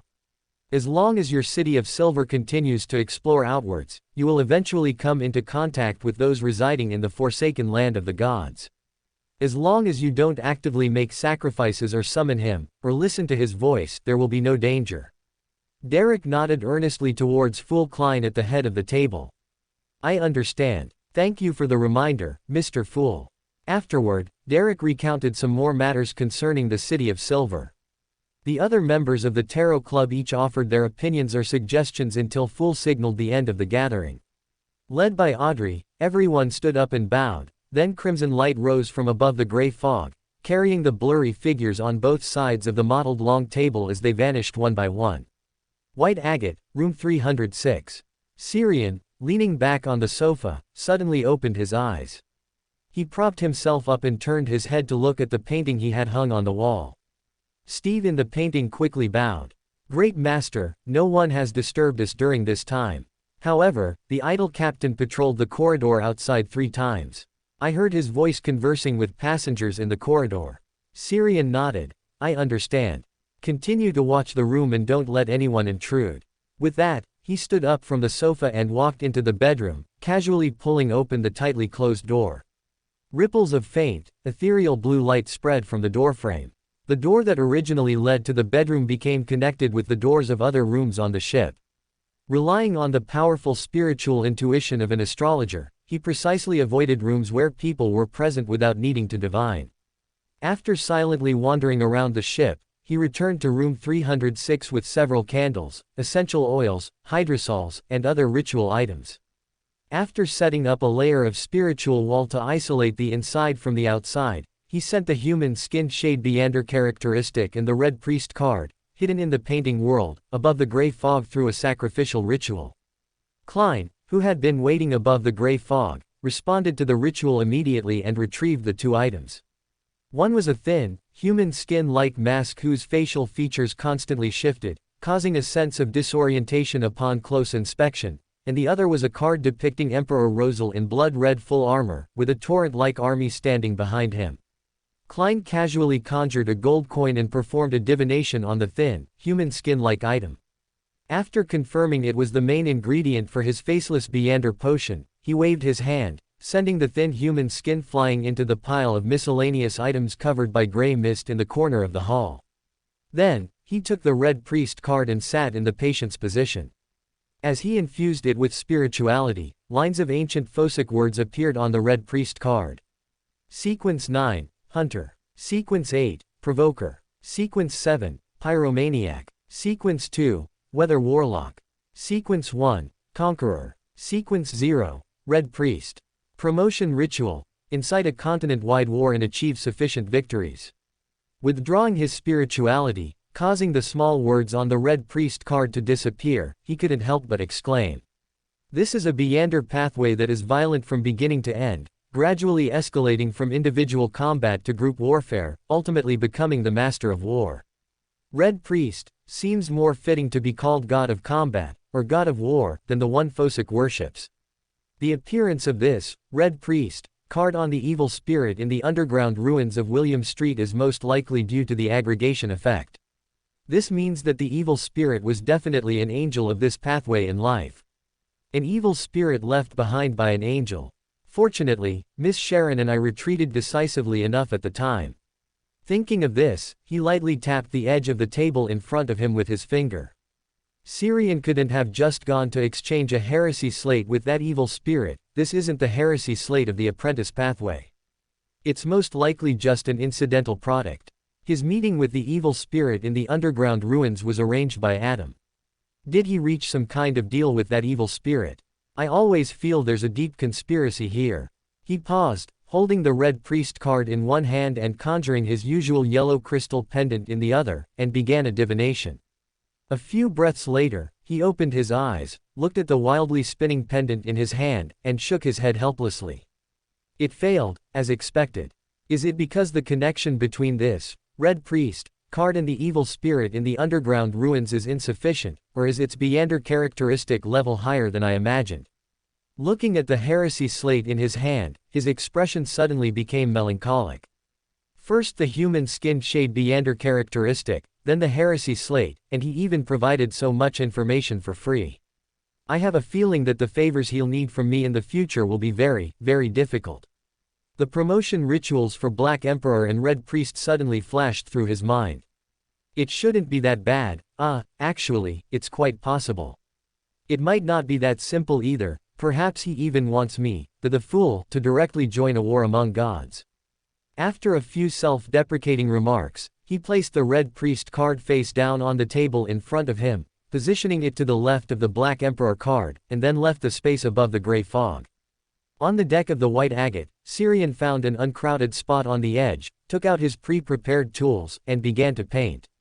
This was his attempt at role-playing as a scribe.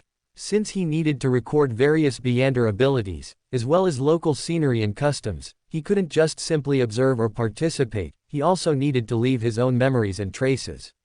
This could be writing a novel, painting a picture, or even creating a piece of music, a poem, etc. Thinking about it this way, Furs actually has quite a talent in the apprentice pathway. It's not unreasonable that she might surpass Audrey and Alger and others to become an angel first in the future. Although a more important reason is that she has the Abraham family behind her and does not lack the Beander characteristics needed for promotion. As his thoughts drifted, a cerulean sea reflecting the blue sky gradually took shape on the canvas in front of him.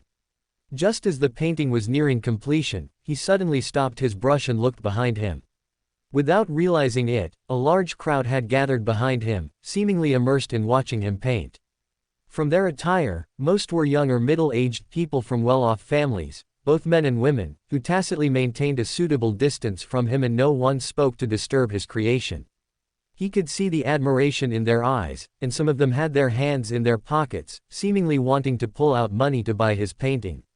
I feel like I've become a street artist, a wandering painter. A clear, pleasant voice interrupted his floating thoughts. Sir, is your painting finished? Syrian turned his head to look at her. She was a young and beautiful lady, seemingly under 20, with golden hair and blue eyes, delicate features, and wearing an elaborate pale green dress with lace trim. Beside her stood a boy, half a head taller than her but with a very youthful face. Their features bore some resemblance, making them appear to be siblings. Behind the two stood a silent man in a black overcoat and a black bowler hat, who appeared to be their bodyguard. Withdrawing his gaze, he nodded slightly at her and said, "Not yet, just the final touches." Chapter 235, The Troubles of Happiness. The blonde girl in the crowd gently asked, "Did we interrupt your creative process?" Xiang shook his head slightly, "No, I just suddenly felt a lot of gazes behind me, so I turned to look." After speaking, he turned around, no longer paying attention to the crowd behind him, and began to concentrate on depicting a few gulls circling in the air in his painting, as well as their reflections on the sea. About 2 or 3 minutes later, the moment he put down his last stroke, he felt a faint sign of the scribe potion being digested within him. Although not strong enough, he had indeed digested part of the potion. This indicated that his acting direction was correct, and after this, he would need to go to more places and use his paintings to record more sea sceneries and folk customs. He stood up, packed his tools, and then turned to look at the crowd behind him. Before he could speak, someone proactively asked, "Sir, is this painting of yours for sale? Although I don't know which master you are, this painting is definitely one of the top artistic pieces I have ever seen. Just looking at it gives me the feeling of being immersed in the sea." Xiang looked at the middle-aged gentleman, who had already taken out his wallet and was waiting for him to name a price, and reminded him with a smile, "We are currently at sea, enjoying the gentle afternoon sun and sea breeze." The middle-aged gentleman shook his head repeatedly, "No, no, this is different. What we feel on the ship is just some dazzling sunlight and salty sea breeze, but your painting makes me feel as if my body is soaked and enveloped by seawater, as if I am merging with the vast sea around me. Only the highest and most profound art can make one feel so immersed. No, my Beyonder power can also do that." Xiang had an urge to raise his hand to his forehead. He had tried his best to control his paintings from producing Beyonder effects that would too greatly influence his surroundings. Even without using any Beyonder abilities, and without using materials rich in spirituality, any painting he created seemed to be inherently extraordinary, possessing a certain realism that could bring an immersive effect to viewers. If he wished, he could actively enhance this effect, for example, by making those who saw the painting transition from feeling their bodies enveloped by seawater to truly drowning, even to the point of actual death. Before advancing to scribe, his paintings weren't like this. It seemed that with the increase in sequence, under the influence of his status, his life essence was also gradually changing, approaching the Lord of Dimensions, the creator of the world within paintings. If this trend continues, will the paintings I casually create after becoming a demigod become mystical items comparable to charms in effect? Not necessarily. Perhaps by then, I will be able to actively control this characteristic. As his thoughts drifted, he took a gold coin from his pocket and flicked it into the air with a clink. After a simple divination confirmed that his current painting would not bring any substantial negative impact to ordinary people, he looked back at the middle-aged gentleman from before. "I apologize, sir, but I do not intend to sell this painting. It is a memento of this voyage for me. However, I will be staying on the ship for a few more days. If you wish, you can commission me to paint a portrait specifically for you." The trace of disappointment that had just appeared in the middle-aged gentleman's eyes instantly turned into pleasant surprise. "Of course, I'd be delighted, Mr. Painter. I'll offer 10, no, 30, no, 50 pounds, how about that?" He paused slightly, then added, "I'm traveling to the Rorstad archipelago to purchase a batch of local specialty products, and I don't have much liquid capital beyond the merchandise payment, so please forgive me." Xiang nodded gently, "Whatever price you deem appropriate is fine. Anyway, for me, it's just a casual painting, anything over £1 is profit." The blonde girl from earlier also spoke up at this moment, asking, "Mr. Painter, may I ask you to paint a portrait of my brother and me? The payment would also be £50. The young boy beside her tugged at her skirt, seemingly disagreeing with the price, but she did not respond to him. Xiang maintained a polite smile and nodded, "Of course, but it would have to be tomorrow.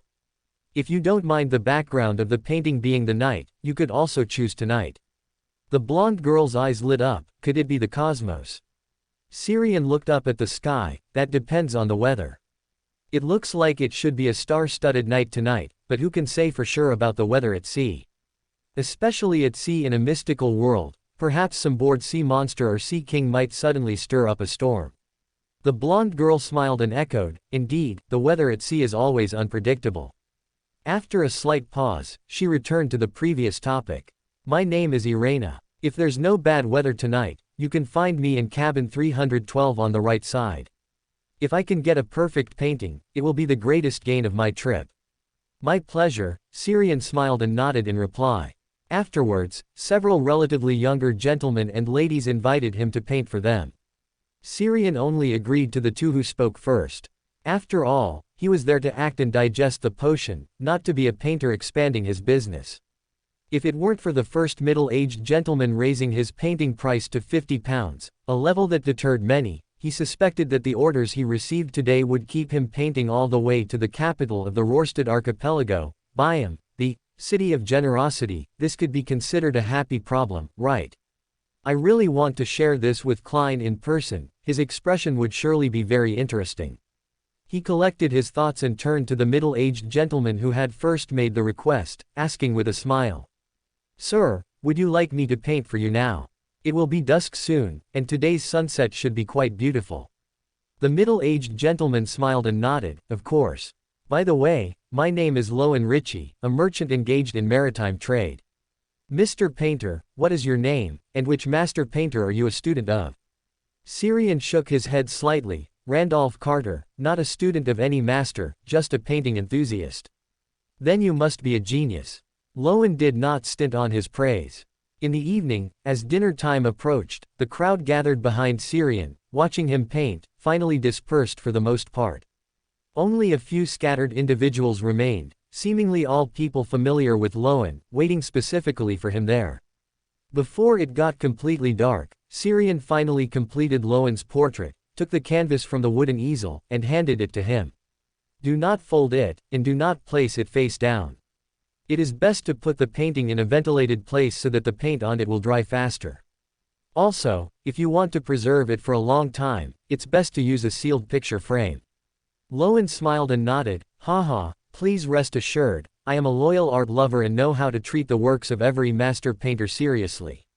When we reach Byam, I will find someone to frame it. This will be the most boast-worthy gain from my trip out to sea. There's no need to be so formal. Such casual paintings are not even considered disposable items to me. Loan, unable to hear his thoughts, very politely invited him.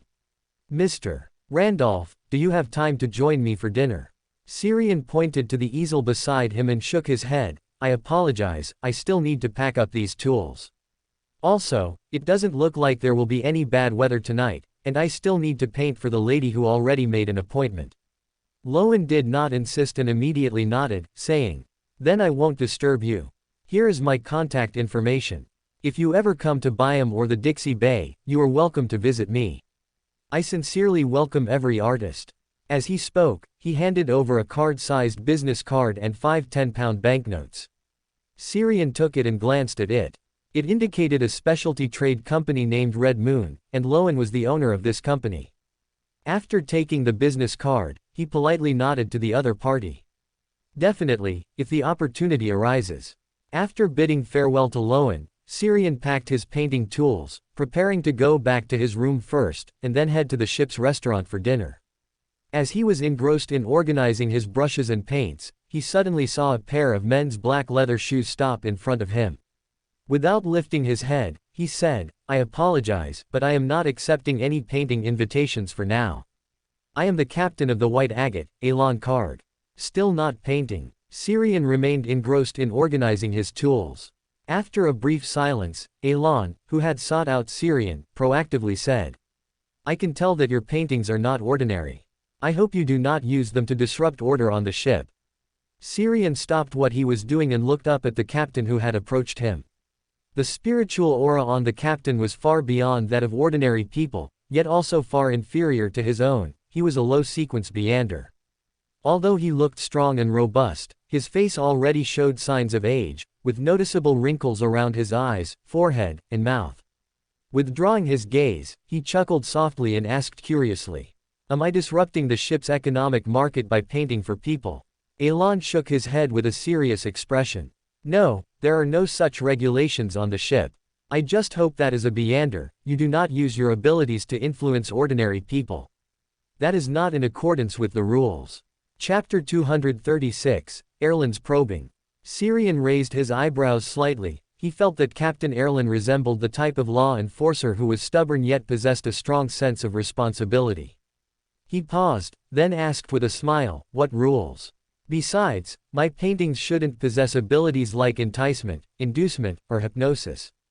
Erlen frowned, observing him carefully, then said, "Rules jointly established and observed by the 7 Orthodox churches and the nations of the northern continent. Beyonders of the mysterious world are not allowed to use their abilities to interfere with and influence ordinary people. Violators, once discovered, will be arrested by official Beyonders. Didn't your teacher, or rather, the person who brought you into the mysterious world, tell you that in the dangerous mysterious world, the most important thing is to hide yourself well?" After a slight pause, he shifted his gaze to the painting tools behind Syrian, and his tone suddenly softened. "Of course, this is at sea, and official control over wild Beyonders is far less strict than on land. You've also been quite restrained, not extensively using those strange paintings to influence ordinary people. When you return to land, or in a maritime city with strong official power like Byam, it's best not to do as you did today. Otherwise, official personnel might come knocking on your door at any time to check your gas meter." Syrian was momentarily stunned by his sudden change in attitude, then nodded and smiled agreeably. "Understood, I'll keep that in mind. Thank you for the reminder. I thought you were here to warn me, or to secretly arrest me once the ship docked." Erlen shook his head slightly. "That's the job of official Beyonders, and I am merely a captain who hopes for a smooth voyage." As he spoke, he pulled out a gold-cased pocket watch from his pregnant and glanced at it, then smiled and nodded at Syrian. "I've delayed your mealtime. The ship's chef prepared fresh fish fillets today, and there's also a limited supply of Sonia blood wine. If you're interested in these, you'd better hurry. Also, if you have any questions about mysticism, or if certain things on the ship give you a strange feeling, you can come find me." Syrian nodded slightly, "All right." After a brief conversation, Syrian and Erlen went their separate ways, one towards the cabin and the other to the front of the deck. Returning to room 307, Syrian tidied up the room slightly, restoring everything to its original state, then went to the cabin on the other side and randomly chose a room with no one else occupying it. After a quick tidy up, he went to the restaurant, just in time for the last limited serving of Sonia blood wine. While eating the unknown type of fish fillet on his plate, he recalled his conversation with Erlen.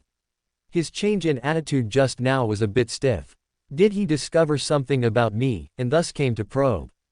It could also be due to his personality, stubborn, yet understanding and with a side that likes to look after juniors. He constantly, overtly and covertly, emphasized the importance of following rules, and also possessed a convincing charm.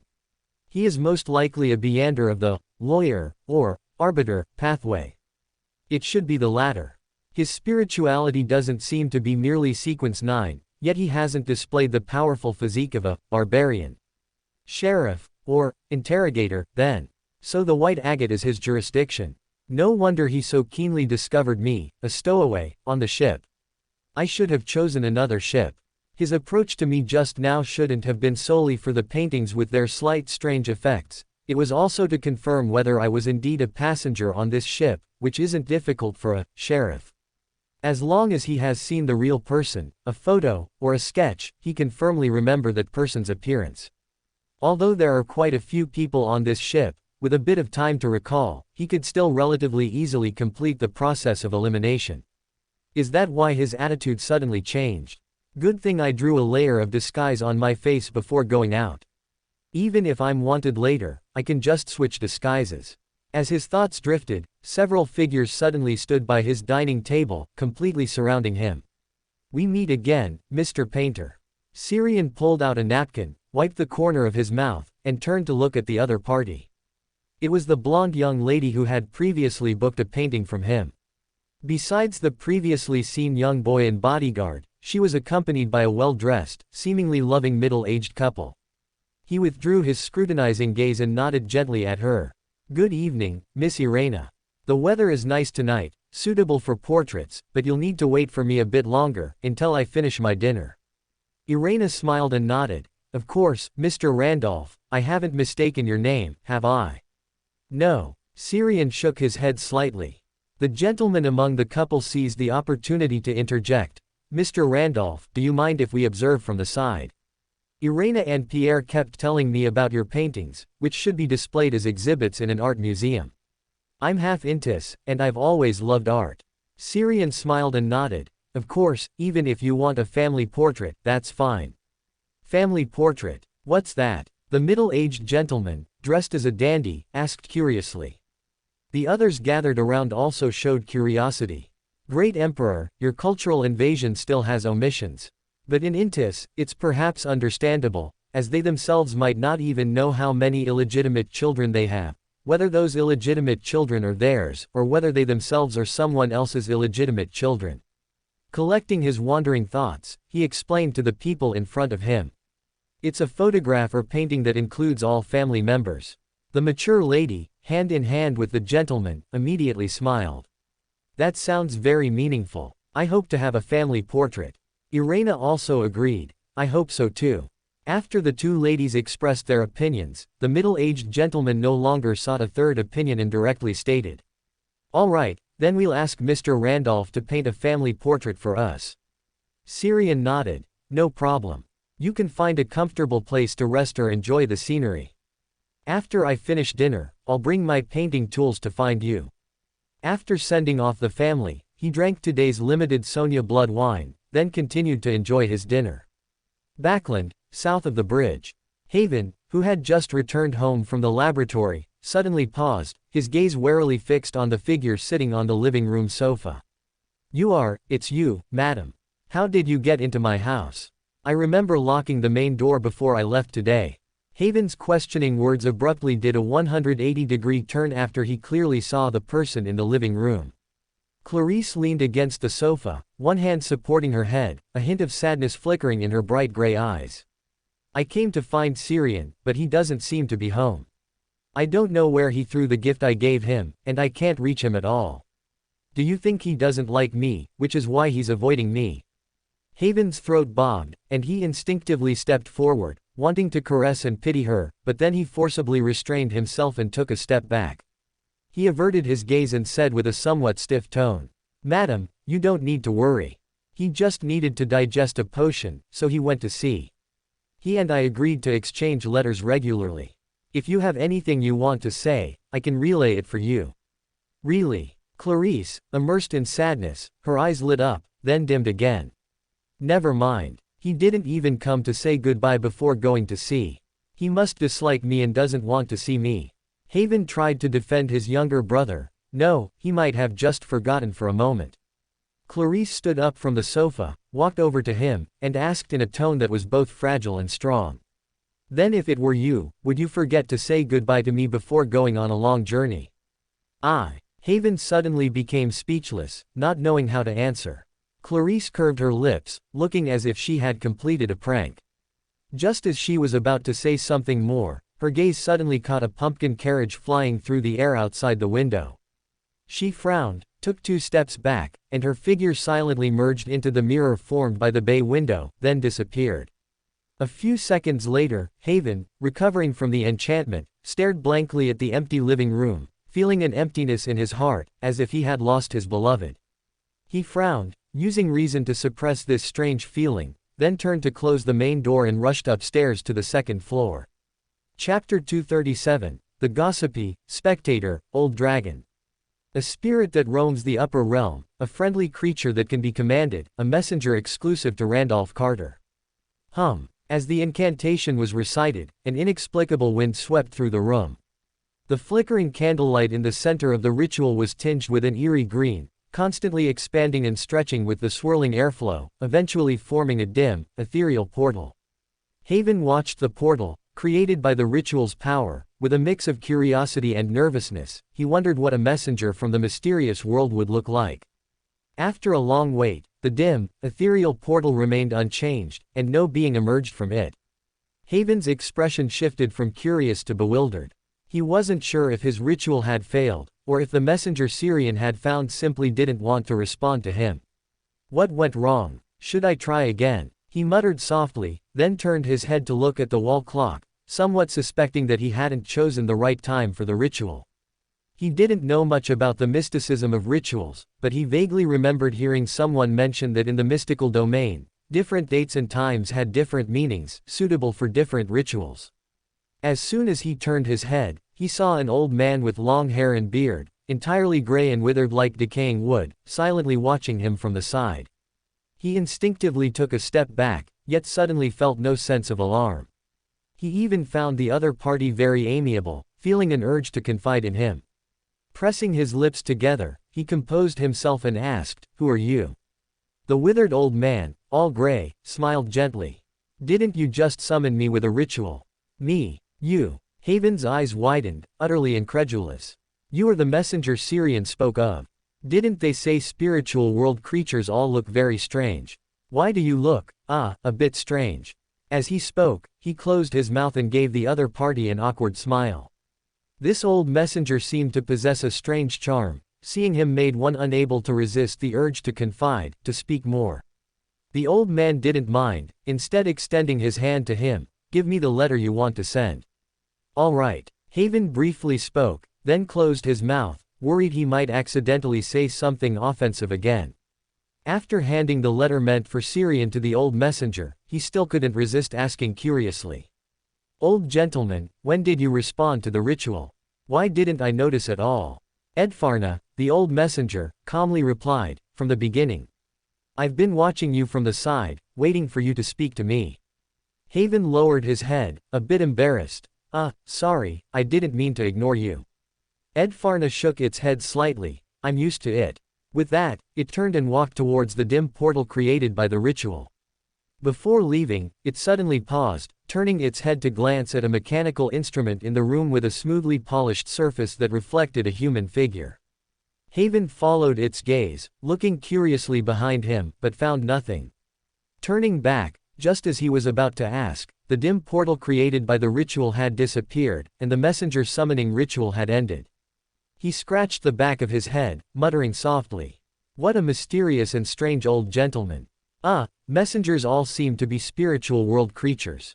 The human form I saw might just be a disguise, so some strangeness is normal. If there truly were a human who could age to this extent, they would probably only be able to live in a hospital, prolonging their last bit of life." In the mirror world, where countless dim, illusory paths intricately intertwined, Clarice, dressed in a complex black gown, watched the endless corridors with a very grim expression. She had tried many times but still couldn't break through this dream labyrinth. Recalling the pair of pale golden eyes she saw before falling into the dream labyrinth, she felt her spirit body tremble uncontrollably. That was no messenger at all, it was an angel walking on earth. It definitely wasn't an ordinary angel. I haven't felt such terrifying oppressive power even from higher-ranking demoness. That feeling reminds me of the primordial one. Shaking her head, she gathered her thoughts, clasped her hands together, and respectfully recited an honorific name. The source of all disasters, the symbol of destruction and apocalypse, the demoness who controls chaos. Your loyal follower implores you, asking for help, asking you to help me escape this dream labyrinth. Crack, crash. As she prayed, the sound of glass cracking and shattering suddenly echoed around her. The long, endless dream labyrinth shattered into countless tiny fragments, eventually dissolving into the layers of spreading gloom around her. On the white agate, Syrian, who had just finished painting a family portrait for Irina's family and pushed open the door to return to his newly chosen room, paused and gazed at the window. Edfarna, all gray, with a withered face and a sense of decay, stood by the window, its pale golden eyes gazing at the distant sea as if lost in ancient memories. He slowed his movements, closed the door behind him, glanced at Steve, who was playing dead in the painting, and then asked, "Do you like the sea?" "No, it's just that I haven't been near the sea for over 1,000 years. Seeing it now inevitably brings back some memories." As it spoke, Edfarna silently walked to his side and handed him a folded letter. Syrian took the letter, shook it open, and read it. It was a letter from Haven, telling him that Clarice had visited his house today, and also reminding him that this beautiful lady seemed not to be simple, urging him to be careful. The content of the letter wasn't much. He finished reading it in 2 quick glances, then looked up at Edfarna. Before he could ask, the latter spoke first. I saw that demoness. She is a descendant of the primordial demoness. She is very young, but not very polite. I trapped her in a dream labyrinth, but soon after, she prayed to the primordial demoness, and her power destroyed the dream labyrinth I created. Then she was quite unlucky. But with this incident, she probably won't appear at my house so casually again, which is a good thing. Gathering his thoughts, he looked at Edfarna and asked curiously, "Do you know anything about the primordial demoness?" Edfarna shook its head slightly. Not much, only that he used to be a he. Later, he associated with Alista Tudor, but then killed Alista during the War of 4 Emperors and cursed all his blood descendants to death. After that, he took Alista's relics to Salinger, the Death who then ruled the southern continent, and together with the Death, instigated the Pale Disaster, but was defeated by the 7 deities and, severely wounded, retreated into the mirror world. Ah, you know quite a lot, but why does it always feel like it sounds like gossip? As his thoughts drifted, Edfarna suddenly looked at him and asked with a smile. Do you know one of the auxiliary materials required for a Sequence 1 Demoness of Apocalypse to advance to Sequence 0? Syrian pondered for a moment, then replied with some uncertainty, at least 1/3 or half of the mirror world. A hint of helplessness flashed in Edfarna's pale golden eyes, and then it said. That is one of them, but there is another. What is it? Syrian asked very seriously, playing along. Edfarna's face broke into a satisfied smile, and then it said. The other auxiliary material required for a demoness to advance to Sequence 0 is a true love from within herself. Pausing, it added, Cheek's advancement to Sequence 0 was before he got involved with Alista. Cheek is the name of the primordial demoness. You'd best not say it or even think it. This is truly. Syrian opened his mouth, unsure whether to complain about the primordial demoness or the gossipy, spectator, old dragon in front of him. After 2 seconds of silence, he chose to skip the topic. Old gentleman Edfarna, how should I pay you for the delivery service? Edfarna waved its hand generously, just accumulate it. Once you become a demigod, you'll be able to actively control that highly essential corruption. No problem, I'll keep that in mind. Syrian nodded slightly. When he looked up again, Edfarna's figure had already disappeared from the room. After confirming Edfarna's departure, he turned his head to look at the painting hanging on the wall. When did he arrive? Steve in the painting pondered for a moment, then shook his head blankly. Sorry, Master, I don't remember when that powerful, wise, and knowledgeable angel appeared. He reminded him, a bit speechless, he's already gone. Steve replied, laughing and crying, I know, but I just can't help but want to exaggerate. Great and benevolent Master, it seems have been psychologically influenced by that powerful angel. Chapter 238, Bansi Port. The next evening, with the White Onyx sailing at full speed, the ship, which was originally supposed to arrive at Bansi Port in the early morning, docked ahead of schedule. On the deck, Syrian, carrying a leather briefcase, stood at the back of the crowded queue, waiting to disembark. Soon after, Irina's family also emerged from the cabin. They had no luggage, seemingly only intending to disembark for some sightseeing. Perhaps they also planned to change their dinner menu for the evening. He remembered that Bansi's local specialties were famous, and with customs inherited from the elves, it was very suitable for him to digest the scribe potion. Noticing Syrian, Irina's family approached him and greeted him. Mr. Randolph, are you also planning to disembark for a tour? Syrian smiled and shook his head. No, this is my temporary destination. I will stay here for a while, experience the local customs, and then proceed to the next island. The youngest, Pierre, pouted. Mr. Painter, are you already leaving the ship? I still wanted you to paint me one of those moving pictures you mentioned last night. Syrian chuckled. Let's save it for next time. Shouldn't life have some anticipation? After their brief interaction last night, the boy, who had just turned 15, had become his one-sided friend. Irina's gaze swept around and landed on the briefcase he was carrying. Mr. Randolph, did you only bring this much luggage? Aren't you bringing your paintings and painting tools? Syrian pondered and fabricated an excuse. Those are a bit too heavy. I plan to find a place to stay on the island first, and then hire someone to help me move them. Coincidentally, because the white onyx arrived at Bansi port much earlier than expected, I have ample time to do these things. Irina's father, the gentlemanly middle-aged man, smiled and interjected. If Mr. Randolph needs anything, you can come to me for help. Besides, I might also get a chance to see those paintings you personally treasure. Syrian exchanged pleasantries with Irina's family for a while, and after most of the people ahead had left, they also disembarked. Declining Irina's family's repeated invitations, he left the docklands alone and walked towards the most prominent hotel on the street. After checking in, he followed the hotel attendant's recommendation and found a relatively famous local restaurant, said to have the most authentic taste. Looking at the familiar wooden chopsticks in his hand, Syrian wondered if he should share this. 2 seconds later, he bowed his head and silently chanted the fool's honorific name. The fool who doesn't belong to this era, the mysterious ruler above the gray fog, the king of yellow and black who controls good luck. In less than half a minute, a thick gray mist emanated before his eyes, and the fool enthroned above the gray fog revealed his blurry figure in his vision. Then, Klein's voice echoed in his ear.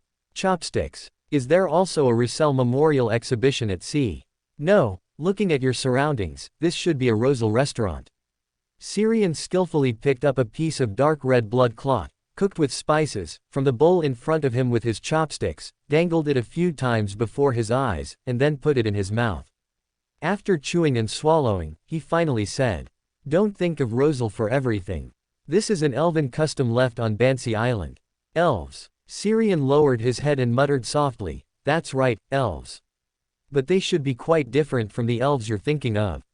Not yellow-skinned mice that shock, nor pale-skinned, beautiful, gentle, pointy-eared beings living in trees." Klein, above the gray fog, was silent for a moment, then gritted his teeth and said, "Get to the point." Syrian chuckled silently, rubbed his fingers, and after creating a wall of spirituality around him, he finally spoke. "The elves of this world worship the ancient gods, their elf king, Sanayath Solium. Most of the elves who worship the elf king belong to the storm pathway. Back then, the folk of rage were still called storm guards. In short, they were a group of very attractive, but also very irritable, individuals. The elves used chopsticks and invented this dish in front of me, made from animal blood cooked with spices. Mao Shui Wang." Klein, above the gray fog, spoke the true name of the dish. Although after generations of improvements, the Mao Shui Wang in front of Syrian was already somewhat nondescript, those familiar with it could still discern some resemblance. Calming his somewhat excited mood, he then asked, "You suspect there were also transmigrators among the ancient elves? Who knows?" Syrian shrugged. "That's too long ago. The elves were active in the second epoch, and now it's the fifth epoch. Even if the pure-blooded elves aren't all dead, there are probably only a handful left, hiding in some corner of the world." After a pause, he took another bite of the blood clot from his bowl before saying, "I just simply wanted to share this dish with you. Remember to try it if you ever come to Bansi. Although the taste is a bit so-so, there are no better options. If you can make it yourself, then disregard what I said." After a moment of speechlessness, Klein retorted, "I get it, you just want to show off your food to me, right? Thank you for remembering me while you're out, but in the future, if something like this happens, don't disturb me during meal times. I also need to eat." As the last sentence fell, the gray mist before Syrian's eyes suddenly dissipated, and the gaze cast from the extremely high distance also vanished. "Good friends are meant to share." He mumbled softly, then removed the wall of spirituality around him and concentrated on enjoying his dinner. After eating his fill, he took out a blank sketchbook and a pencil to record his dinner for the day. At the telegraph office, Captain Erlin, wearing a dark red overcoat, and his first mate were staring blankly at a layer of ashes on the table from burnt paper. He had originally intended to report Syrian's abnormality to his superiors, but after he sketched a portrait based on his memory of the face, the portrait abruptly spontaneously combusted before their eyes, and this happened repeatedly. Captain Erlin's brows furrowed into a frown, and the wrinkles on his face seemed deeper. "This matter might be far more serious than we imagine." The first mate standing by interjected, "Should we still report it now?" The abnormal spontaneous combustion of these portraits suggests he might already know. Captain Erlin sighed and shook his head. Let's leave it at that for now. Make a record, and we'll discuss the rest when we reach Bayham. Our top priority now is to ensure the safety of the white onyx. I'll go see Bishop Miller here later and ask the local punisher to keep an eye on him. In the restaurant, Syrian, who was dozing in his chair, suddenly opened his eyes, glanced at the wall clock, and, in a rather good mood, went to the front desk to pay the bill. He had sensed Captain Erlin sketching his portrait earlier, so he remotely interfered from above the dimensions, causing the portrait to self-destruct. It seems that even a disguised appearance, as long as it has a clear connection to me and is not interfered with, will point to me and give me some sensation. This is a bit like praying to a deity with an honorific name. A specific honorific name points to a specific existence, but if it's a vague, uncertain honorific name, then as long as it matches some of the descriptions, interference or a response can be made. However, the connection between such a disguised portrait and me would be rather vague, and I would only be able to use this subtle connection to interfere from above the dimensions. There should also be limitations of distance and some other aspects. When I manipulated the portrait to self-destruct, I could clearly feel the strain. If it were a bit further, I might not be able to directly affect the portrait, only use it as a vague locator. On his way back to the hotel after paying the bill, a flustered man bumped into him head-on, but he nimbly dodged him with a sidestep. Sorry, The man, about to apologize, suddenly froze. A deep purple flashed in his azure eyes, reflecting a colorful cosmos. Then, without warning, they exploded. His eyes exploded. The man, having lost his eyes, let out a piercing scream, then fell to the ground, his expression twisted in pain. The sudden turn of events made Syrian pause, but the fleeting sense of being spied upon he had just felt made him instantly realize that this unlucky fellow was a mystery prior. Rapid footsteps quickly approached, and two men in dark long coats rushed over from the other side of the street. Syrian looked up and scanned them. Their bodies glowed with rich spiritual light, indicating they were beyonders. There were likely several talismans or other mystical items hidden in their chests. One of them also held a gun, and although the other didn't, a gun was clearly hidden under the bulging coat at his side. The man, who appeared to be in his 30s with yellowish-brown skin and a full beard, eyed Syrian warily. Seemingly confirming he posed no threat, he pulled out an ID from his pocket, handed it to him, and then asked in a deep voice. I am the police inspector of Bansi Island. What happened here? Syrian's face showed a perfectly appropriate mix of bewilderment and fear as he pointed to the unfortunate mystery prior writhing and wailing on the ground and said. I don't know. This man suddenly rushed out and tried to bump into me. After I dodged him, he fell to the ground screaming. Officers, I'm just a tourist who arrived in Bansi today. I don't know this person at all. He must be trying to extort me. The bearded man turned his head and gave the younger police officer a look, then said. I understand. You go to the police station with my colleague first. Don't worry, it's just a simple inquiry, a formality. It won't take up too much of your time. Saying that, he pointed to the unlucky mystery prior wailing on the ground. This is a vicious fugitive we've been pursuing. He probably tried to grab you as a hostage just now. His current state is likely a relapse of an old illness. All right. Syrian nodded with a mix of relief and lingering fear on his face, then followed the younger police officer away from the scene. Chapter 239, Arrest by the Storm Church. In the sheriff's office, Syrian showed an awkward yet polite smile as he looked at Captain Erlin, who had been notified to bail him out. Good evening, Captain Erlin.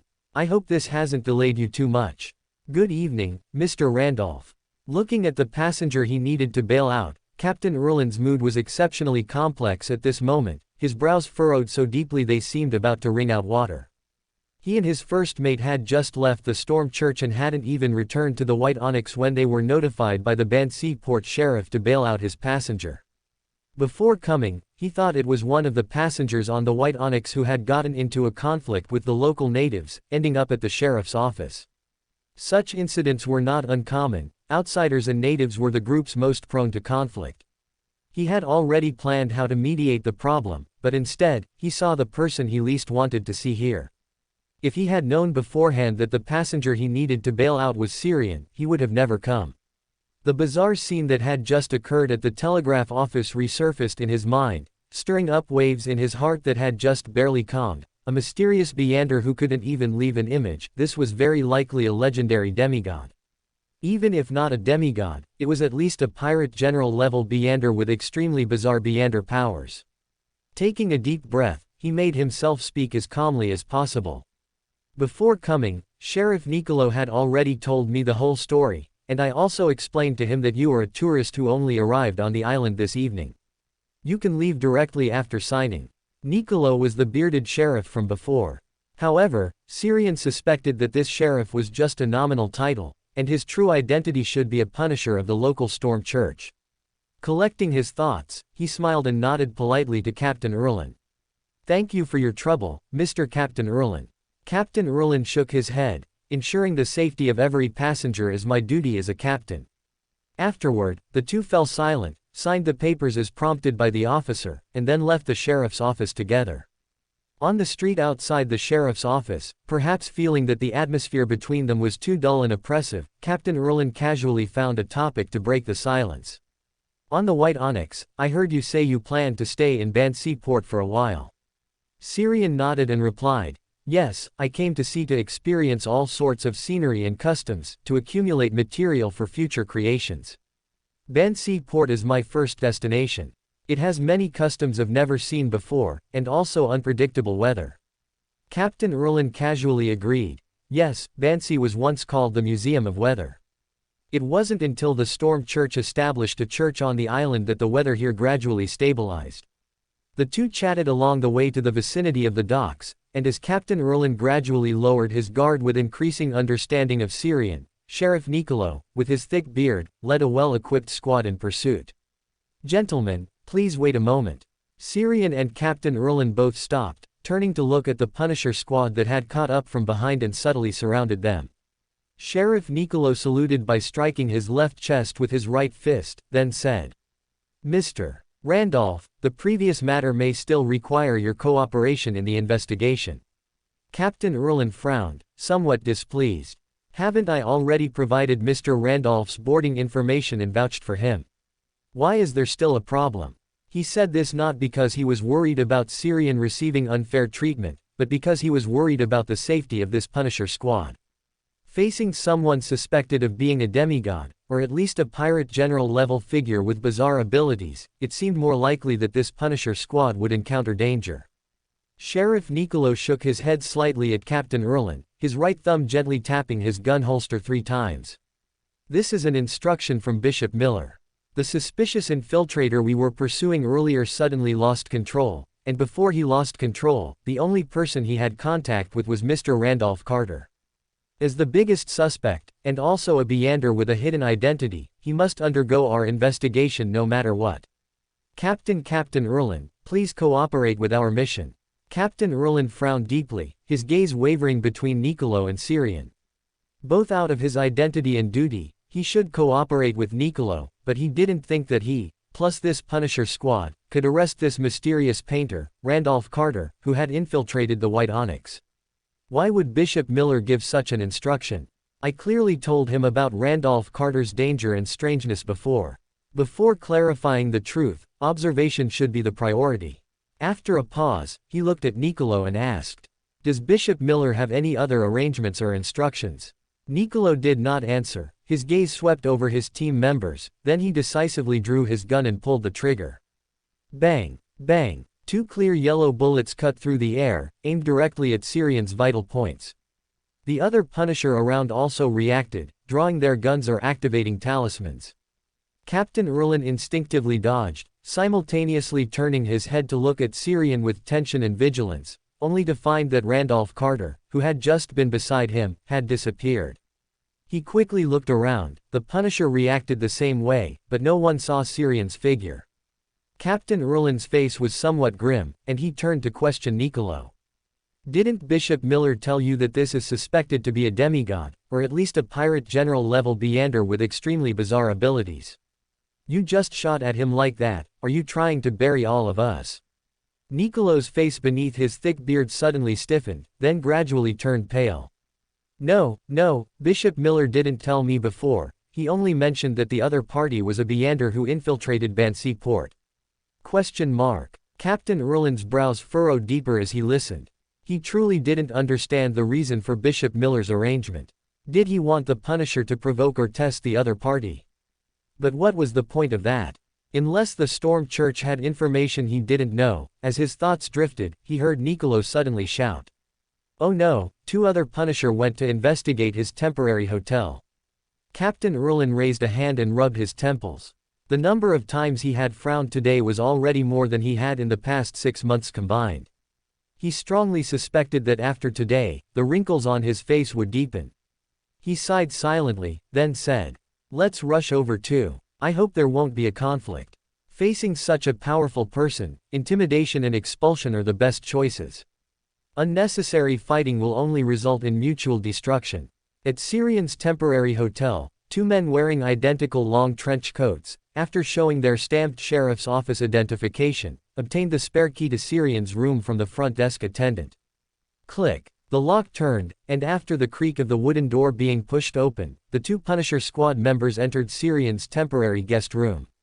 There's nothing here, it's so tidy it's as if no one has stayed here. My thighs, aren't you a student of ratiocination? What have you found? My thighs. Seeing his companion not responding, the Punisher who entered the room first quickly turned to look behind him. He saw his lean companion, wearing the same long trench coat as him, standing there blankly, with crimson blood sliding from the corners of his eyes, ears, and nostrils. Seeing his companion attacked silently, this Punisher immediately became vigilant, holding a gun in one hand and taking out a white tin talisman in the other, muttering an ancient Hermes language phrase. Storm. Hum. A gust of wind suddenly swirled in the room, and the intense airflow and air friction produced a prolonged whine. This sound could directly affect a person's spirit body, bringing confusion and distraction. The next second, a hand suddenly reached out from behind him, pinching his chin and turning his head in one direction. Before his instinctive resistance could form, his gaze met the figure in an abstract, distorted painting hanging on the wall. The abstract and twisted face in the painting continuously magnified in his eyes, emitting a silent shriek. Whoosh! He froze stiffly, feeling as if something had broken in his ears, and at the same time, warm liquid continuously flowed out. Then everything went black, and he lost all consciousness.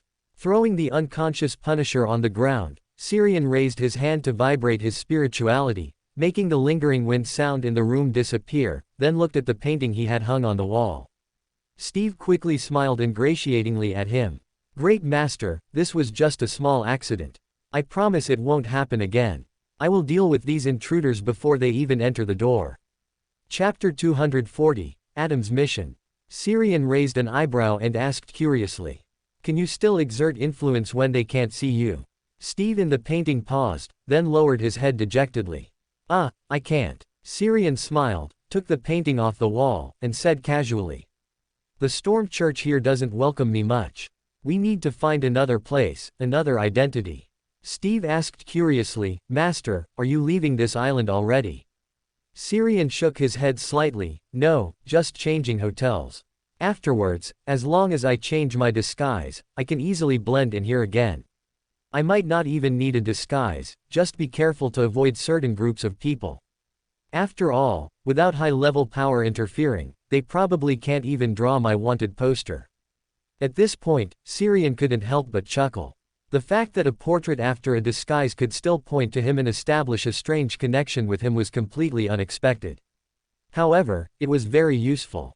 Like now, even if the local Storm Church wanted to arrest him, without a portrait, they could only rely on the few police officers and Punisher who had seen him to search around. If they wanted to report his anomaly to the Rorstad Archipelago headquarters, like Captain Erlin, they could only use a telegram to send simple text messages. Without a concrete portrait, even if he appeared grandly in Bayam, he wouldn't be wanted. I probably clash with the Storm Church. Otherwise, I wouldn't have been wanted by the local Storm Church as soon as I set sail. Although this won't have any substantial impact, it really affects my mood. Muttering, Syrian pressed a hand on the doorknob and gently turned his wrist. A faint, ethereal blue light shimmered on the doorframe.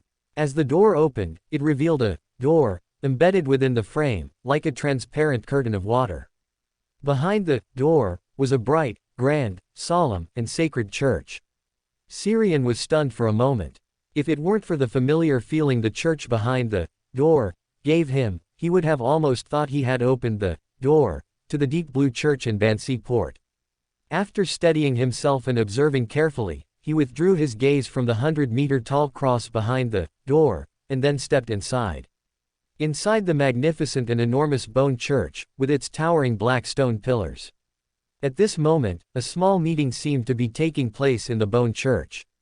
Besides Adam, he also saw an old man in a gray-white robe, the unremarkable Hermes, and Barrows Hopkins, the Black Throne King, with whom he had already made a trade. Because of his sudden arrival, everyone, including Adam, looked at him, with curiosity and scrutiny. Syrian's gaze swept over each of them, smiling and nodding in greeting, finally settling on Adam. The latter wore his usual gentle smile and said in a calm, mild tone, "I have a mission for you to complete. The reward is that I can arrange a reasonable script for you later, written by yourself." Before Syrian could reply, the other Twilight Hermit Order members sitting in the Bone Church couldn't help but speak first. "Mr. Adam, what kind of mission is it? Can I participate?" Mr. Adam, Adam, sitting at the very front, before the tall cross, shook his head slightly and said calmly, "This is a mission only he can complete." Seeing Adam speak, the few Twilight Hermit Order members who had just spoken, though still somewhat unwilling, had no choice but to fall silent and no longer put themselves forward. Syrian withdrew his gaze from them. He always felt that Adam was doing this on purpose, but he couldn't think of his objective. Collecting his scattered thoughts, he nodded slightly to Adam and said, "I understand. Is it a mission regarding the City of Calamity? But I've encountered some trouble now. I'm being wanted by the local Storm Church, and there are also followers of the God of Weather secretly involved." Adam still wore his gentle smile. "I will make them temporarily forget this matter and subconsciously ignore your existence. But you'd best complete the mission and leave before Leodoro discovers and sends down a divine oracle." "What will Leodoro discover? The anomaly on Bansi Island, or me?" He wanted to ask a few more questions, but Adam seemed unwilling to answer any more. After smiling and nodding at him, brilliant sunlight suddenly burst forth, making him unable to open his eyes. When the light disappeared and everything returned to normal, Syrian found himself still in the posture of pressing the doorknob and opening the door.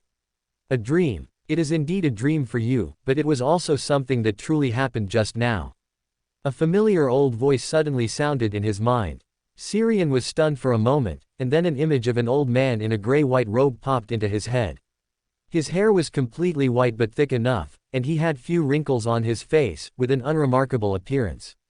Hermes. He was one of the members of the Twilight Hermit Order, and also one of the earliest masters of mysticism among humans in this world, the founder of human mysticism.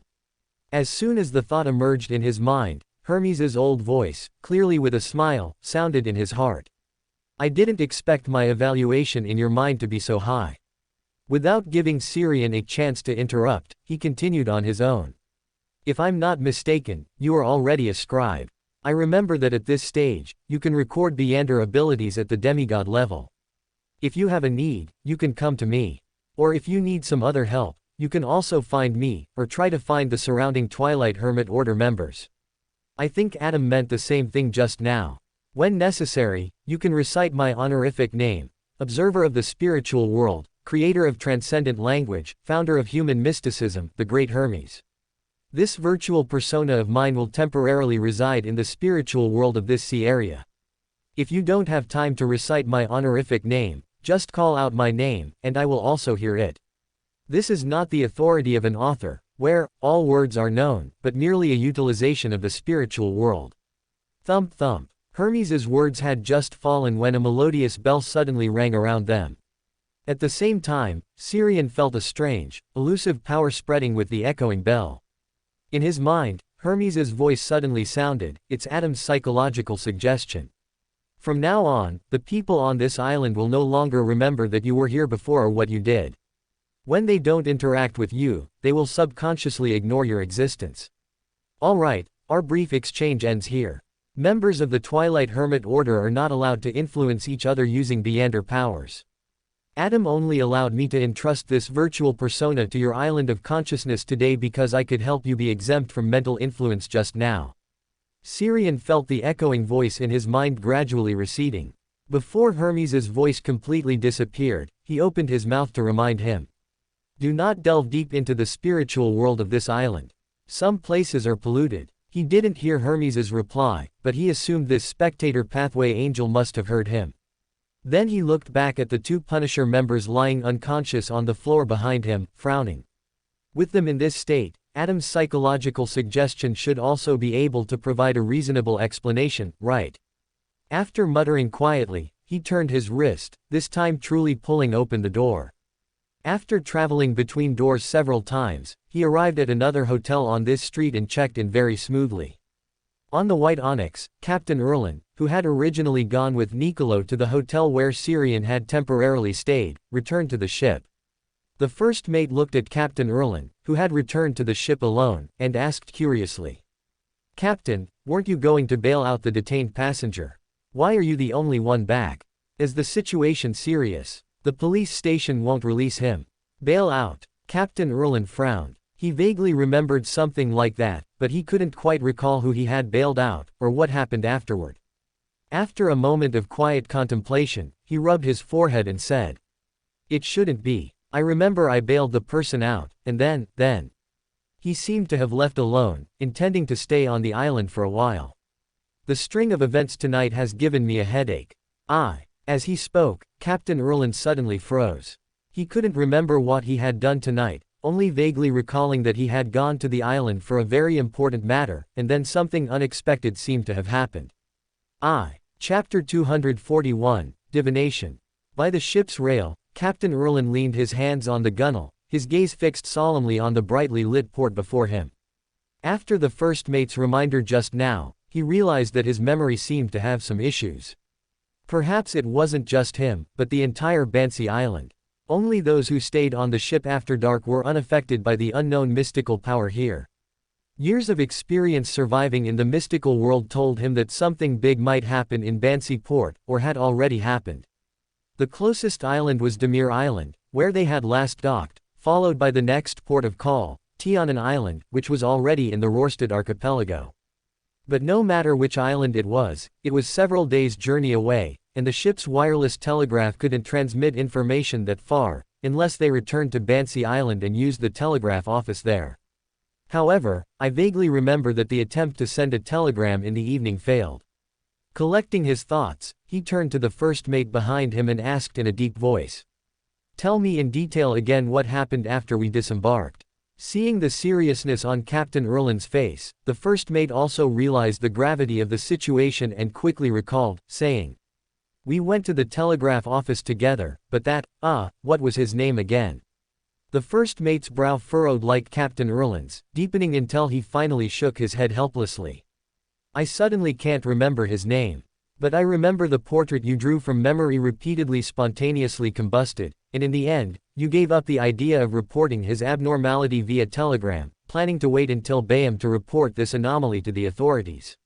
Listening to the first mate's description, the wrinkles on Captain Erlin's brow were as deep as they could get.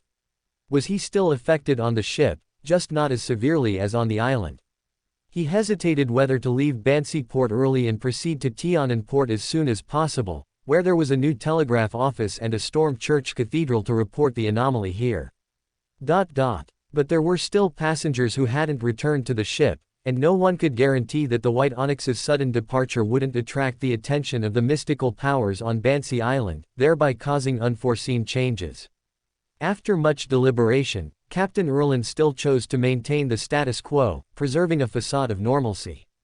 I am the captain of the White Onyx, ensuring the safety of the passengers on board and the smooth progress of this voyage is the top priority. After muttering a few words to himself, he turned and returned to his captain's cabin. From beginning to end, he and the first mate never noticed that there was a third person on the deck besides the two of them. Hermes, clad in a grayish-white robe, sat in an armchair fixed on the deck near the cabin, savoring a glass of Sonia blood wine he had retrieved from who knows where. Inside Bansi Port, Sirian, who had changed to a new inn, was slumped in an armchair, lost in thought. I always feel Adam's actions just now were somewhat deliberate. He intentionally made some members of the Twilight Hermit Order curious about Bansi Port, thereby drawing the attention of some of them here. Just like Hermes. But what is his purpose? Does he have other plans elsewhere, thus needing someone here to attract some attention? Or, does he just want the Twilight Hermit Order members to actively participate due to curiosity or other reasons, thereby bringing me some help? Or, are there other reasons I haven't thought of yet? Forget it, I won't think about this for now. Although it seems urgent, it's not that urgent. Even if Bansi Island is completely destroyed, the pollution of the City of Calamity will not disappear, and there will be opportunities in the future. Moreover, even if things here develop to a very troublesome point, I can still find Hermes. To clarify the task Adam mentioned, and for the secret of Bansi Island, he will definitely act. I should try to digest the potion while Bansi Port hasn't been destroyed yet. For now, I seem to be able to go find that unlucky mystery prior who was pursued by the Punisher, got contaminated by prying into me, and eventually lost control. He should have been killed by the Punisher, but I can commune with spirits. The Punisher certainly wouldn't commune with a guy who lost control, which means his spirit is relatively intact. No sooner said than done. Syrian immediately pushed himself up from the armchair, then took out a glass crystal ball from his pocket. As he clasped his hands together, the ordinary, transparent glass sphere suddenly lit up with brilliant starlight. Immediately after, his eyes also reflected a starry glow that was both real and illusory. Given that the unlucky mystery prior had been contaminated by him, he effortlessly divined the other party's location. Well, it should be the location of the corpse now.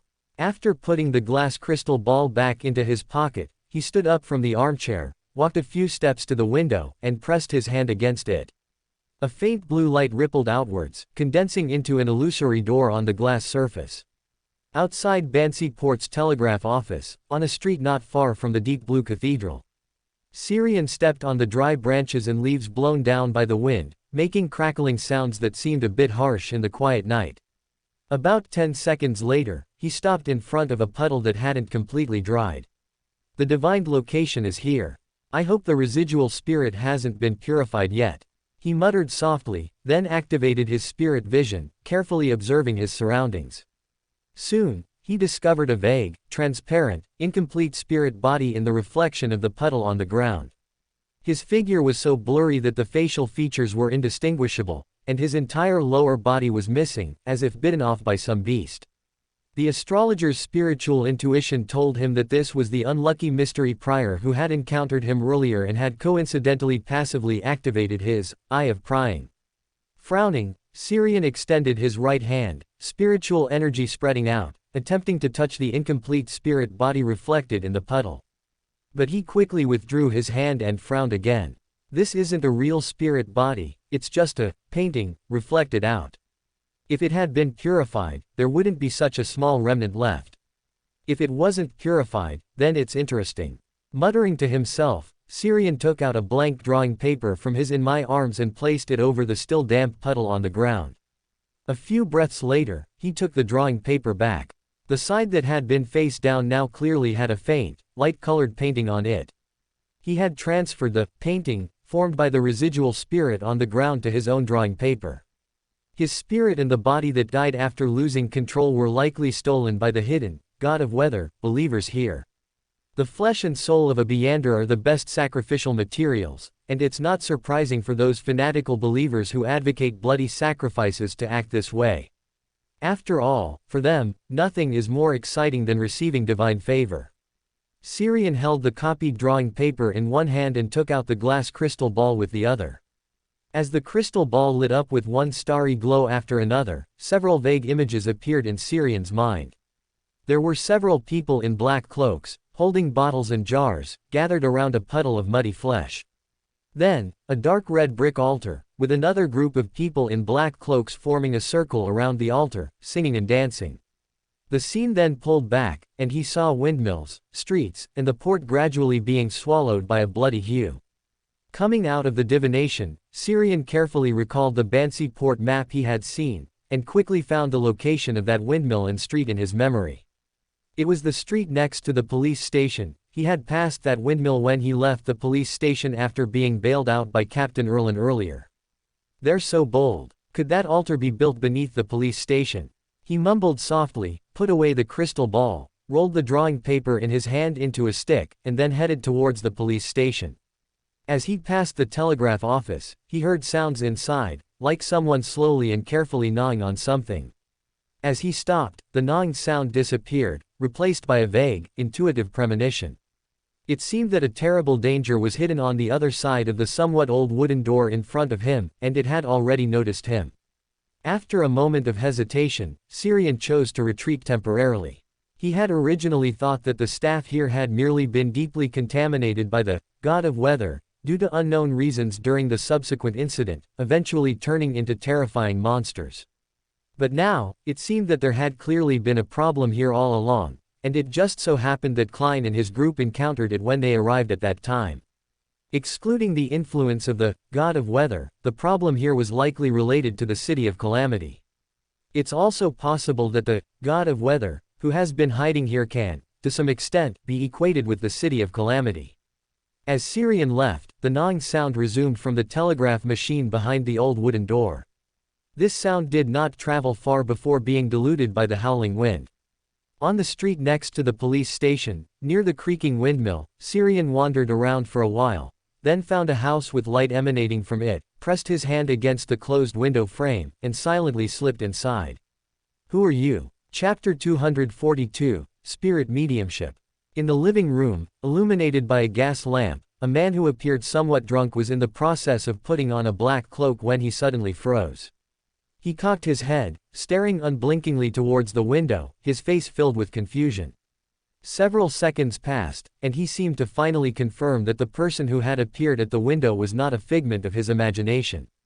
The feeling of drunkenness abruptly dissipated from him, and his entire demeanor became dangerous, like a drawn blade. He narrowed his eyes at Syrian and sharply demanded, "Who are you? How did you get in?" Thump. The man, who had just been so imposing, suddenly slipped, lost his balance, and fell backward, his head hitting the wooden floor with a dull thud. His previously narrowed eyes widened, staring blankly at the ceiling.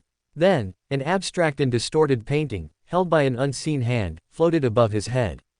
The twisted face in the painting, holding its head and screaming, steadily grew larger in his eyes.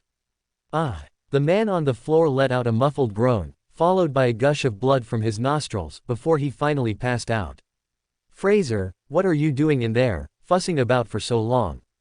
Haven't you changed your clothes yet?"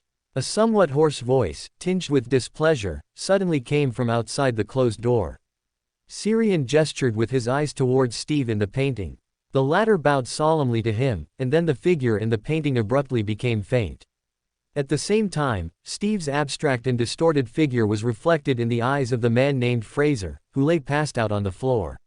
Fraser, who had already fainted, stiffly sat up from the floor, turned to look at the door behind him, and replied in an equally hoarse voice, "Got it, coming out now." With that, Fraser, controlled by Steve, stood up from the floor, casually wiped the blood from his nostrils with his black cloak, then opened the door and walked out. "You, what's wrong? Why are you bleeding so much from your nose?" "I've been a bit overheated lately." "Overheated? I think you've been taking too much medicine from the Red Theater, haven't you?" "Never mind, that's not important. Come with me quickly, the ritual is about to begin. The elders say today's sacrifice is very unusual, and we might receive true divine grace. By then, let alone being overheated, you'll be able to set fires yourself." The conversation from outside the room gradually faded. Syrian poked his head out for a look, then, holding the painting, trailed far behind the two black-cloaked figures, one in front of the other. After walking for a distance, the black-cloaked person in front suddenly stopped, turned around to look at Fraser behind him, and said with dissatisfaction, "Why are you so slow? Can't you walk faster?" Fraser, controlled by Steve, replied with a stiff face, "Too many nutrients were lost just now, so my body feels a bit weak." "You." The black-cloaked person standing opposite Fraser's face lost control for a moment. He really wanted to ask who on earth had developed this gem into a follower. Taking a deep breath, he suppressed his agitated emotions and said in a deep voice, "If you don't want to go from being a sacrificer to a sacrifice because of being late, you'd better walk faster." Fraser nodded woodenly. I'll try. Never mind. Anyway, I've already warned you. If you don't want to become a sacrifice, you'll have to find a way to catch up quickly. With that, the black-cloaked person no longer lingered, turned, and quickened his pace, walking deeper into the corridor. After his companion had walked away, Fraser turned to look at the shadows beyond the candlelight behind him. A lightless, black curtain fell, revealing Syrian, who tossed the unfurled painting in his hand to him. Take your painting and follow him. Join them, but do not participate in the sacrifice, otherwise you will be discovered by the god of weather. Steve's figure, reflected in Fraser's eyes, flickered, then he stiffly spoke, Master, perhaps you should keep the painting here. That way, I'll feel more secure. If this body is gone, I can still return to the painting, but if the painting is gone, I am gone too. Syrian raised the rolled-up piece of paper in his hand, shaped like a stick, and said, I need to find its corpse, and its spirit. The sacrifice shouldn't be too far from the sacrificial site. Just make a little noise, and I'll be there immediately. A trace of helplessness flashed across Fraser's stiff face. All right. Syrian nodded slightly, then added, oh, and make sure to remember their sacrificial process carefully. This kind of bloody sacrifice is also a folk custom I need. With that, he tossed the rolled-up piece of paper in his hand, completing a dowsing rod method of finding a path. After confirming the direction, he reached out and pressed the adjacent wall, and a hazy, ethereal, dark blue door suddenly appeared before his eyes. It was embedded in the wall, yet it also showed the traces of the bricks below. Syrian took a step forward, passing through the dark blue door as if through a water curtain, and arrived in the room on the other side of the wall. Snap! He raised his hand and snapped his fingers, illuminating the entire room with bright but not harsh light. This appeared to be a solitary confinement room, quiet and empty, with a full set of torture instruments stained with mottled blood on a wooden rack by the wall. Syrian activated his spirit vision and scanned his surroundings. There were no natural spirits or vengeful spirits in the room, but his true vision saw black resentments, like dense spiderwebs, clinging to various parts of the room. In addition, on the floor, walls, and ceiling, there was mottled rust mixed with bloodstains. They had a faint spiritual reaction, vaguely outlining strange and distorted symbols, capable of slowly and continuously affecting the minds of those who stayed there for a long time, making them gradually swell, become arrogant, bloodthirsty, and cruel. Is this a diluted form of pollution, the work of the god of weather, or something created by his own followers? This looks like it has a lot of history. After muttering a few words, Syrian once again tossed the rolled-up piece of paper in his hand, and after confirming the direction, he passed through the wall again. After repeating this several times, he arrived at a room lit by candles, with people standing guard outside the door. In the center of the room was a long, solid wooden table, with no seats on either side. The tabletop was covered with an old tablecloth bearing dark red stains, and on the tablecloth were various sizes of glass vessels, containing collected dark red flesh. The shapeless flesh in some of the glass vessels seemed not to have fully died yet, still twitching slightly, occasionally bubbling. The moment his gaze swept to the foremost glass vessels, the rolled-up piece of paper in his hand, shaped like a stick, suddenly trembled slightly, emitting a faint red light. The painting, formed by the residual spirituality on the paper, sensed its own flesh and spirit. It yearned for its own completeness. Syrian took 2 steps forward, simultaneously unfolding the rolled-up piece of paper in his hand and covering one of the glass vessels that appeared to contain nothing. Ethereal blue and deep red light gradually spread across the paper, intertwining into a distorted vortex. Subsequently, the originally incomplete portrait on the paper gradually became complete, vivid, insane, filled with emotions of hatred and brutality.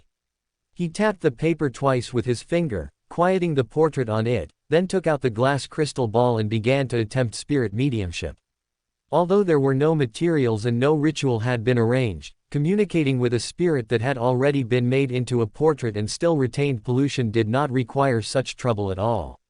In no time, the crystal ball sparkled with clear, brilliant starlight, becoming radiant. The starlight flickering within the crystal ball was reflected in Syrian's eyes, outlining a complex and mysterious cosmos. In a trance, he saw, from a first-person perspective, scenes both blurry and clear, and heard layers of muffled conversations. It took him quite a while to finally organize the information that had appeared in his mind. This unlucky mystery prior was named Born Walker, from the Moses ascetic order, assigned by a newly promoted pillar to explore the hidden secrets of Bansi Island. While investigating the bloody sacrifices here, he accidentally discovered that the source of the bloody sacrifices was related to the local Storm Church, and then he was suddenly wanted and pursued by the Punisher. During his escape, he noticed Syrian, who had come to the island alone, and wanted to use his identity as a tourist to board the White Onyx and leave here, which led to the scene where he suddenly rushed over earlier. However, he was somewhat unlucky, as at that moment, his secret's eye was passively activated, and he saw a truth on Syrian that he shouldn't have seen. After a period of struggle, he lost control. Chapter 243, Living Sacrifice. As expected, it's someone from the Moses ascetic order, but they came to explore the hidden secrets of Bansi Island. Are they targeting the god of weather? Doesn't seem like it. If that were the case, it wouldn't just be a Sequence 9 mystery prior, at least one of the 10 pillars himself would have to come. So, is it more likely that one of the 10 pillars of the Moses ascetic order only wants to know what the secrets here are, and then rely on mystical reenactment to create powerful magic? This is very logical, and with the Storm Church having already suppressed the anomalies here on the surface, sending a mystery prior is already sufficient. So the 10 pillars behind Born Walker is most likely a mysticologist. If he were a clairvoyant, he would definitely have foreseen something in advance. Born Walker's memory contains the contact method for the Moses ascetic order, but it requires going to the Rorstad archipelago. Perhaps I can make use of it. Currently, no one on the island knows his true identity except me, and those from the Moses ascetic order outside the island don't know he's dead. I can completely impersonate him. Afterward, I'll find a way to get a mystical item from the Moses ascetic order that can use mystical reenactment. This will be very useful to me until I reach demigod level. Thump, thump. Suddenly, a series of footsteps approached the door. Syrian's gaze swept around, then he found a wall and pressed his hand against it. Creak, the wooden door was pushed open, and several gaunt figures, clad in wide black cloaks that only revealed the lower half of their faces, walked in. Leading them was a man whose chin was covered in grizzled stubble. He raised his neck, looked around, then stepped aside and said to the people behind him, "Hurry up, tonight's sacrifice is about to begin. 2 more people, come with me to the cellar and bring out the prepared living sacrifices." "Yes, Elder." In the adjacent room, separated by a wall, Syrian pressed an ear against the wall, carefully listening to the conversation next door. Soon, only the sound of footsteps pacing back and forth remained next door, along with the creaking of a wooden cabinet being moved. Then came a series of muffled sounds, faintly mixed with indistinct whimpers. Living sacrifices. Syrian frowned and murmured, then pulled a gold coin from his pocket and flicked it into the air with a clang. After spinning a few times, the falling coin was caught by his hand. "Heads up, I'll save these living sacrifices the cultists are talking about. Tails up, I'll kill these cultists who are performing the living sacrifice." After muttering, he opened his palm, revealing the gold coin in his palm. Tails up. Putting the coin away, he pressed a hand against the wall, and a faint blue glow spread from his palm, forming a vague, insubstantial, ethereal blue door on the wall before him. The blurry door that suddenly appeared on the wall not far away instantly made the few cultists dragging the living sacrifices wary. "What is this? Careful, we have intruders." Syrian glanced at these cloaked cultists, streaks of electric light flashing in his eyes, as if lightning from the depths of his consciousness was boiling. Mental piercing. In an instant, all the cultists in the room suddenly froze, then collapsed to the ground, either kneeling or falling. Their minds were a blank, and as soon as they made a faint nasal sound, crimson blood began to flow from their nostrils. Woo, woo. Behind the cultists, a boy, completely bound and with a wad of cloth stuffed in his mouth, suddenly became agitated, twisting his body continuously, making muffled sounds from his gagged mouth. Syrian recognized him at a glance, the younger brother of the siblings from the White Onyx. He remembered the boy's name was Pierre Moore.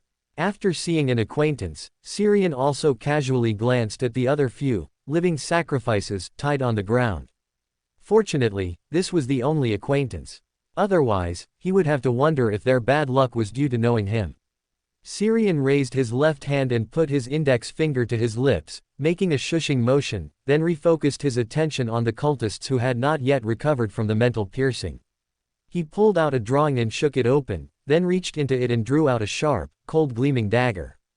After a brief delay, the leader of these cultists, the man with the grizzled stubble on his chin, had already recovered. Just as he was about to make a sound and call for help, he suddenly felt an unimaginable oppressive force. Immediately, currents of electricity seemed to surge through his mind, forming barbed whips that relentlessly lashed his soul. This feeling was both painful and numb, as if originating from the depths of his brain, making him unable to resist, only able to tremble, collapse to the ground, and curl into a ball. The streaks of electric light shooting from his eyes disappeared. Syrian took 2 steps forward, his dagger piercing through the man's chest from his back, twisting once, then pulling out. He then repeated the action, either piercing hearts or slitting windpipes, eliminating all the cultists in the room. Woof, woof. Pierre Moore, lying on the ground, suddenly widened his eyes and looked behind Syrian, making urgent barking sounds from his mouth.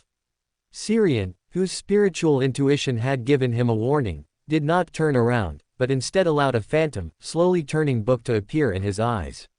The next second, an arm with a metallic sheen, stained with a hint of reddish rust, pierced through his chest from behind. Syrian's figure quickly thinned, became brittle, and finally turned into a crudely cut paper doll. Whoosh! The paper doll suddenly ignited, and crimson flames shot up over 2 meters high. Then Syrian leapt out of the flames, the sharp, cold gleaming dagger in his hand slicing open most of the neck of the cultist who had attacked him from behind. Immediately after, his clenched right fist smashed into the cultist's head. With a bang, the cultist's head, along with a spine stained with fresh blood, was sent flying. A hint of surprise flashed in Syrian's eyes.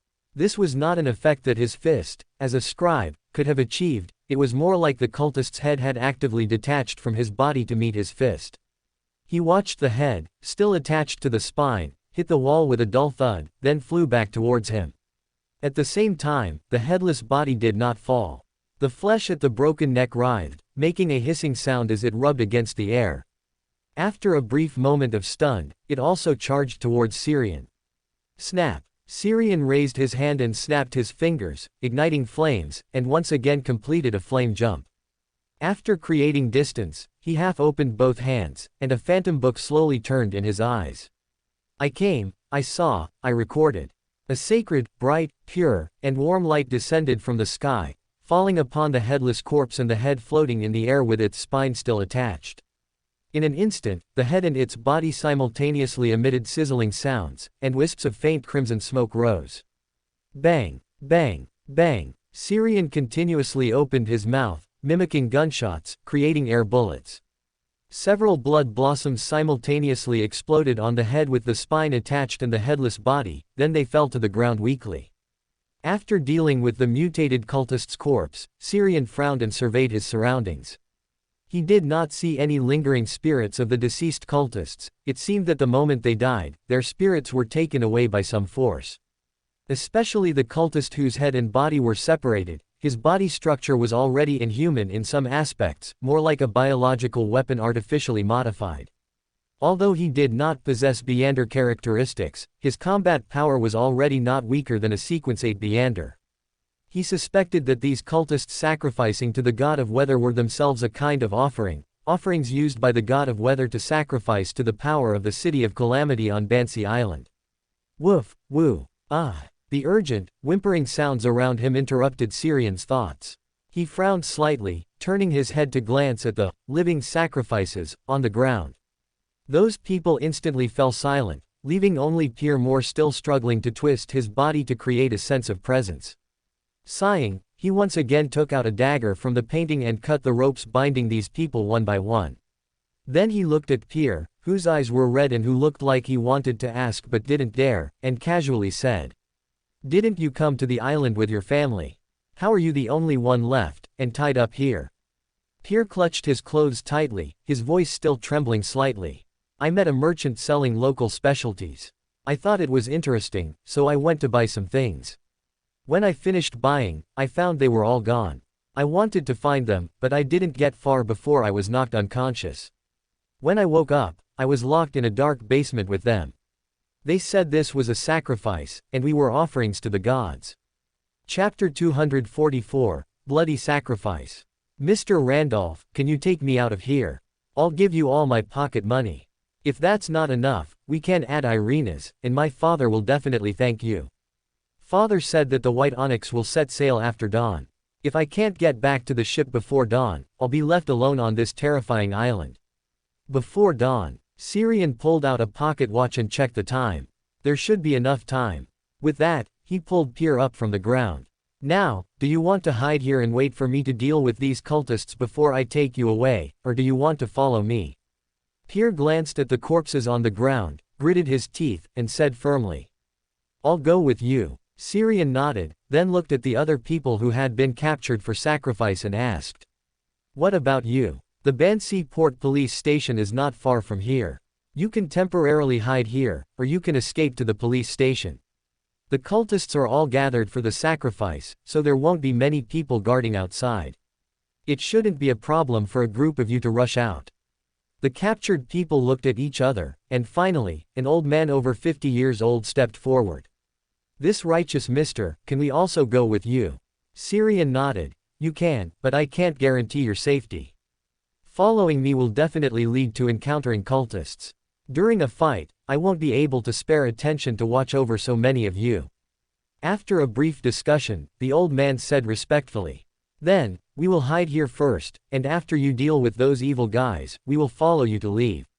Syrian nodded, then added, If you hear continuous loud noises later, it means you can leave. After speaking, he left with Pierre, who was clutching his coattails tightly. The flesh and blood left behind after Born Walker lost control and died had been taken away by the cultists who left first to be used as offerings, but his lingering spiritual body was collected by Syrian into his painting. With Born Walker's remaining spiritual body as a medium, Syrian easily found the location of the altar. It was a rather spacious basement, with square stone pillars on both sides, adorned with strangely evil-looking paintings in blood-red pigment. In the center of the basement was an altar made of red bricks, piled high with dark red chunks of meat like a small mountain, with a lit candle at the very top. Around the altar, people in black cloaks formed 3 circles, one large, one medium, and one small. The people in the middle circle sat cross-legged, chanting strange incantations in unison, while those in the outer circle adopted various stances, resembling either hunters or prey. At the very center were only 4 people, each occupying a cardinal direction, holding ritual silver daggers. They seemed to feel no pain as they repeatedly stabbed themselves. The fresh blood flowing from their bodies was as crimson as lava, soaking their robes and dripping onto the ground with a sizzling sound. As the sizzling sounds grew more frequent, a thin layer of blood-red mist gradually filled the basement, and the air faintly carried the smell of mottled rust. Syrian frowned. He felt his hearing, smell, and even his spiritual intuition becoming dull. At the same time, the emotions in his heart surged, as if a voice that could tempt people's hearts was constantly whispering in his ear, inciting him to swell with arrogance and become reckless. Pierre, who was about to speak beside him, was silenced in time. Fortunately, the cultists performing the sacrifice were also affected by the mist, with all their senses deteriorating. They did not notice the movement here, nor did they notice the 2 extra people at the edge of the basement. Pushing Pierre to the corner and withdrawing the hand that covered his mouth, he made a shushing gesture, then pulled his coattail from Pierre's hand. Under Pierre's admiring, eager, yet somewhat worried gaze, he slowly walked towards the altar. After approaching a certain distance, he raised his hand and snapped his fingers. Snap! An air bullet left a trace in the thin blood-red mist, accurately hitting the candle in the center of the altar. The reddish candlelight instantly extinguished, and an invisible force surged, stirring up a fierce gale in the basement. The sudden change made the cultists who were sacrificing freeze in unison. Then, their eye sockets filled with crimson bloodshot veins, and rage replaced their reason. Who is it? Blasphemy, this is blasphemy. Kill him, kill him. Amidst shouts that were almost roars, the cultists' bodies showed varying degrees of distortion and deformation. Some of them began to grow rust-red corpse spots, while others' bodies cracked open, oozing pale yellow pus and crimson, lava-like liquid. Syrian continued to walk forward unhurriedly, his arms outstretched as if in an embrace. At the same time, a illusory, slowly turning book was reflected in his eyes. I came, I saw, I recorded. As he chanted, a sacred, bright, pure, and glorious light appeared. The moment they were illuminated by the holy light of the sun domain, the mutated cultists' bodies turned crimson as if splashed with scalding hot oil, constantly emitting sizzling sounds.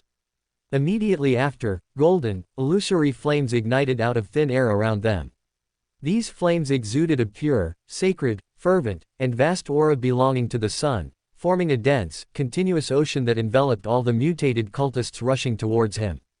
Then, drops of golden, translucent liquid sprinkled down from midair, making the pure and sacred golden flames burn even more intensely. Ah! Heretics, they are damnable heretics. Syrian ignored the painful roars and curses of the mutated cultists trapped in the light of fire, and raised his right hand to snap his fingers. Sun halo. Warm golden light rippled out from him like water waves, thinning the surrounding blood-red mist considerably. Pierre, hiding in the corner, watched this scene with wide eyes. It was more exciting than all the picture books and performances he had seen, and all the stories he had heard. When the golden light, like water waves, fell on him, he felt the warmth of spring sunshine, a surge of courage in his heart, and at the same time, the incessant whispers that had been in his ears since earlier disappeared. On the other side, the illusory book reflected in Syrian's eyes continued to turn. I came, I saw, I recorded. As he chanted in a low voice, a layer of clear and holy dawn suddenly lit up the entire basement. With the appearance of the silver dawn, the surrounding blood-red mist surged violently as if stimulated. Sometimes, it formed twisted and ferocious faces, sometimes, it contracted, gathering into a slowly rotating vortex. Sometimes, it spread out, transforming into a red curtain covering the entire ceiling. Finally, these blood-red mists surged into the bodies of the 4 cultists who had previously self-mutilated, causing them to undergo further mutation. Their heads, trailing a stark white spine, detached from their bodies and lunged at Syrian from different directions. Their headless bodies were covered with a layer of mottled rust, each movement making a creaking sound, and they carried a hint of gunpowder, like headless metal puppets. Syrian calmly watched this scene, faint electric sparks flickering in his eyes. Mental piercing. Invisible mental power, under the effect of Beander abilities, shot out like an electrified spike. But neither the heads flying towards him in midair nor the headless bodies stained with mottled rust were affected in the slightest. They were no longer human, or even living beings, they no longer possessed the mental bodies that normal life should have. Frowning, Syrian rubbed his fingers, creating flames.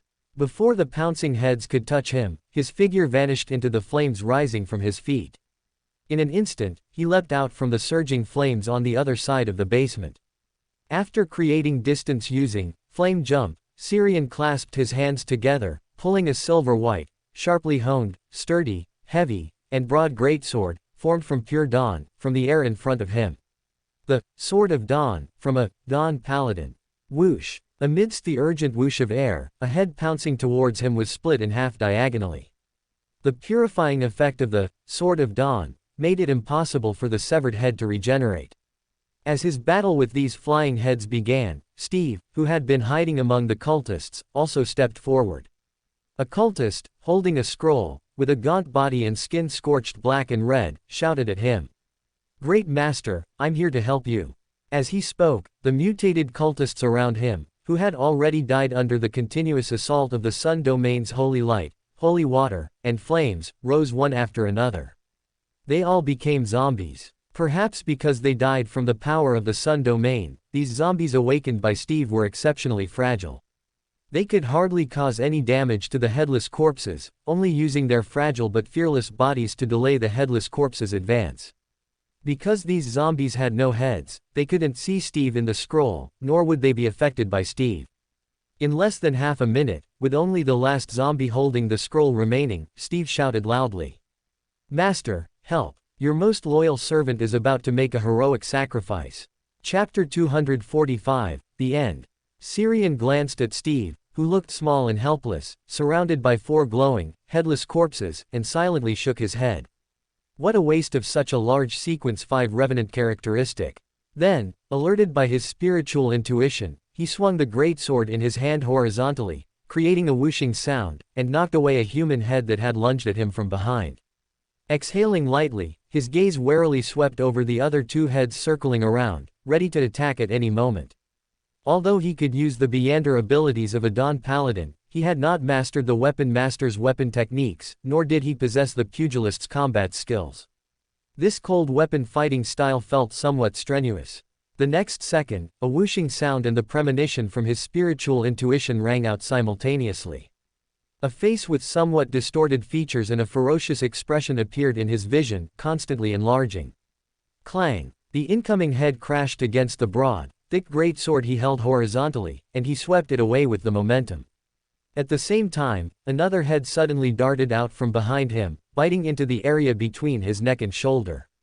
The teeth in this head's mouth had grown an extra, sharp, illusory segment, biting fiercely into him, seemingly using all its facial muscles. From the bitten area, scorching red liquid mixed with sparks of spirituality oozed out.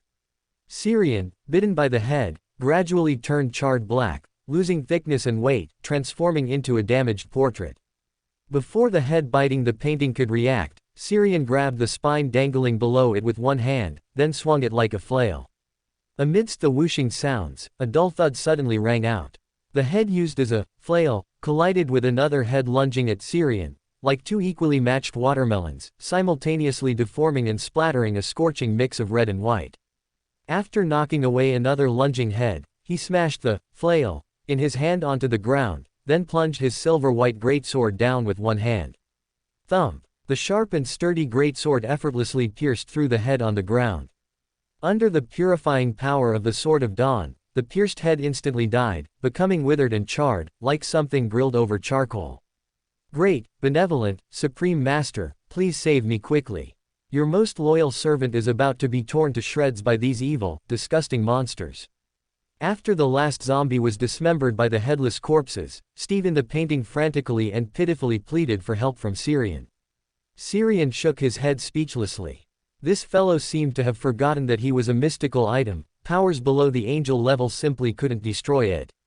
If not for the painting itself not being sturdy enough, deforming with a touch, this portable and lightweight mystical item would be the perfect shield for anything below the angel level.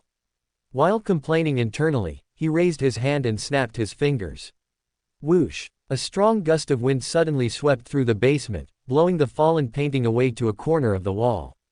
Then, Syrian half-crouched, plunging the Sword of Dawn in his hand into the ground before him, a phantom book continuously flipping in his eyes. I came, I saw, I recorded.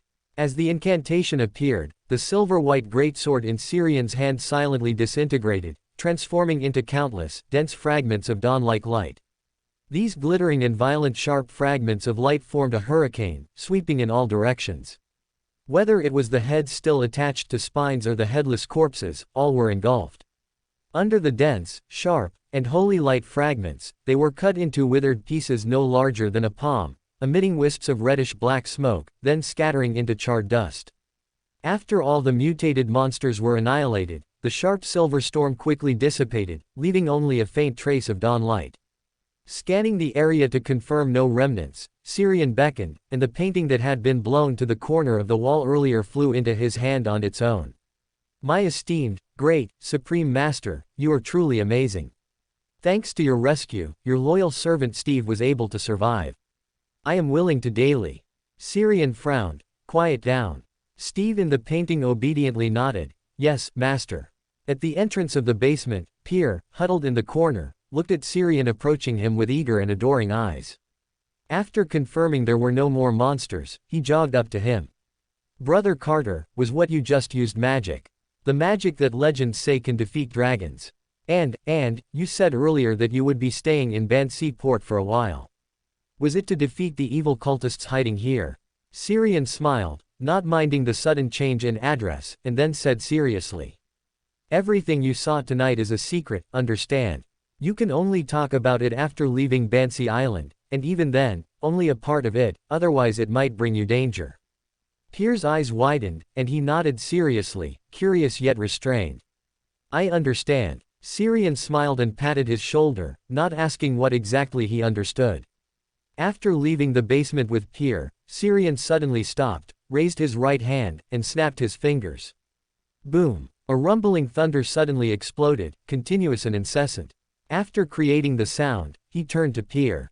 "Let's go, I'll take you back to the white onyx." Pierre asked in surprise, "Don't we need to go to the police station?"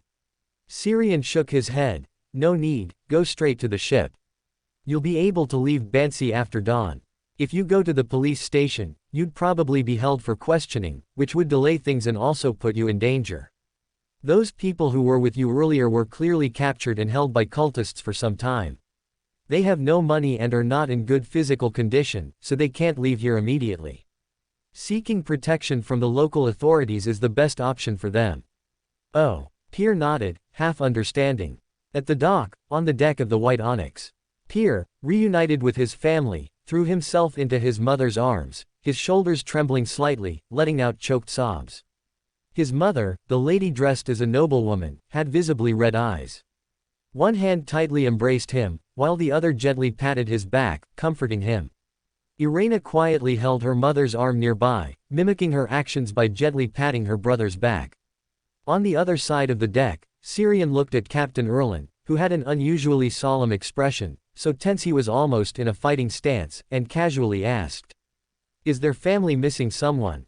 Captain Erlin followed Syrian's gaze to the Pierre family huddled together on the other side of the deck, his tightly furrowed brows relaxed slightly, then he replied.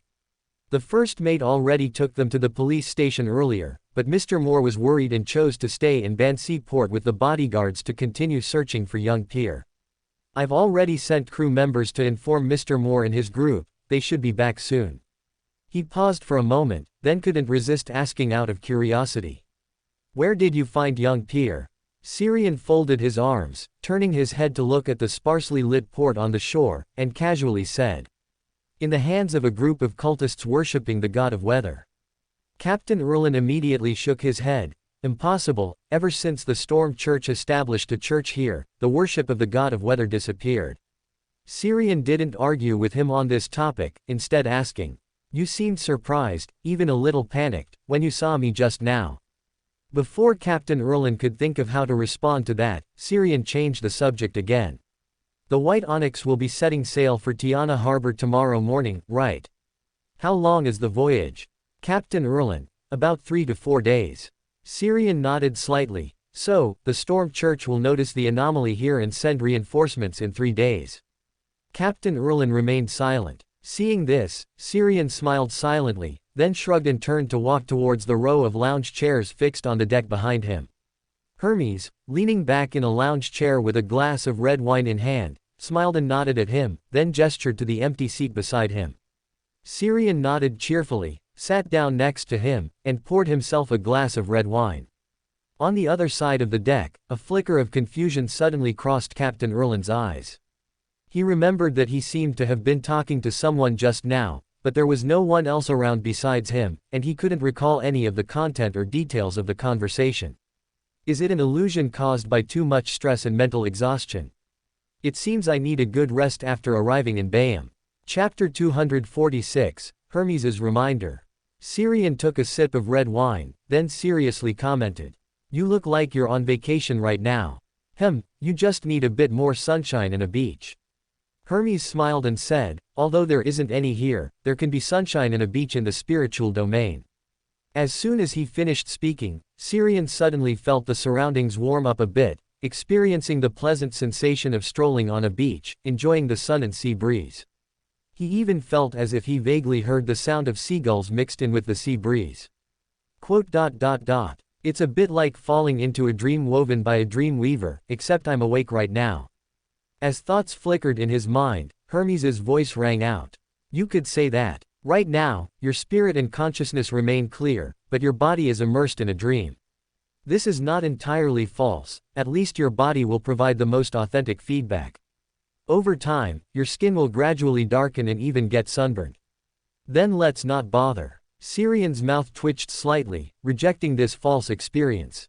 Immediately, the warmth of the sun on his body disappeared, and only the sound of the surrounding waves remained in his ears.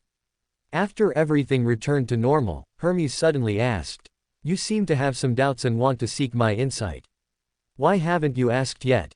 Syrian was slightly stunned. Why does the person answering the question seem more eager than me, the one asking? He paused, then carefully chose his words. I'm just a little curious. Adam seems a bit too proactive and solemn about this matter. He could have found me privately at another time, and he didn't need to directly affect the people on an island like this. Hermes smiled and retorted, so, do you now feel a sense of urgency to complete this task as soon as possible? Without waiting for Syrian to answer, he continued to speak to himself.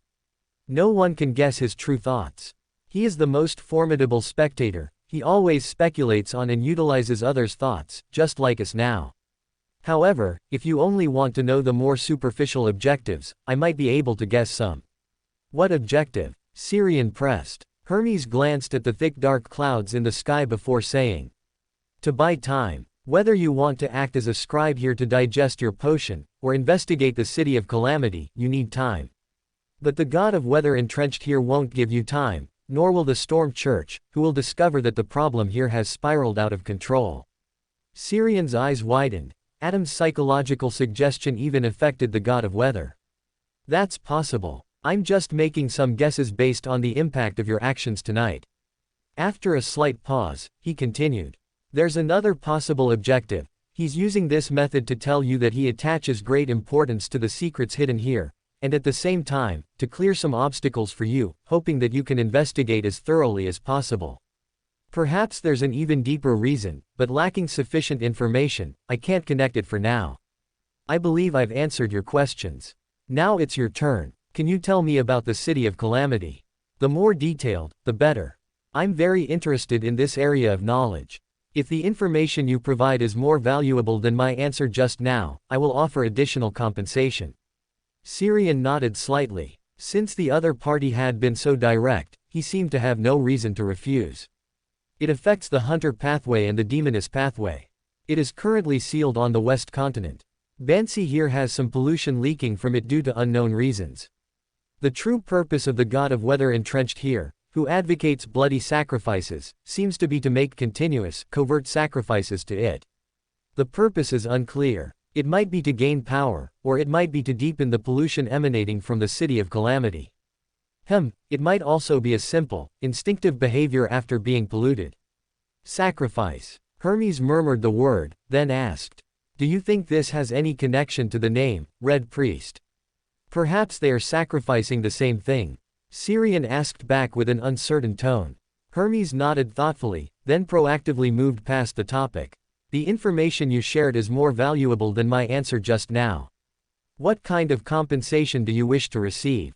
After a moment of thought, Syrian said, if the situation on Bansi Island spirals out of control, I hope you can help me stabilize it temporarily.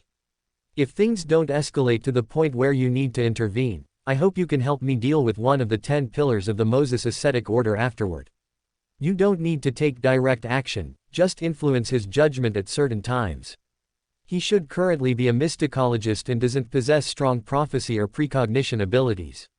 Understood. Hermes nodded, then sighed. Even after living for thousands of years, you are one of the boldest beyonders I've ever met. At sequence 6, you dare to target a demigod. I remember that your pathway requires you to confront a demigod-level existence only when advancing from sequence 5 to sequence 4. Are you preparing in advance? Syrian smiled. Perhaps I just need a grade 1 sealed artifact. Then you are truly bold. Hermes replied with a mix of emotion and admiration. What exactly happened? Where did you run off to? Do you know how worried your mother, Irena, and I were about you? A nearly furious roar from the other side of the deck interrupted Syrian and Hermes's conversation. Syrian turned his head, curious to see what was happening, and found that Mr. Moore, who had stayed in Bansi port to search for Pier, and his bodyguard had returned after being notified by the crew captain Erlin had sent. Pier, who had just explained his ordeal, was now being protected by his mother. Little Pier has already explained it to me. He didn't do it on purpose, he was kidnapped by the bad guys on this island. If he hadn't happened to run into that kind painter, he wouldn't have been able to escape.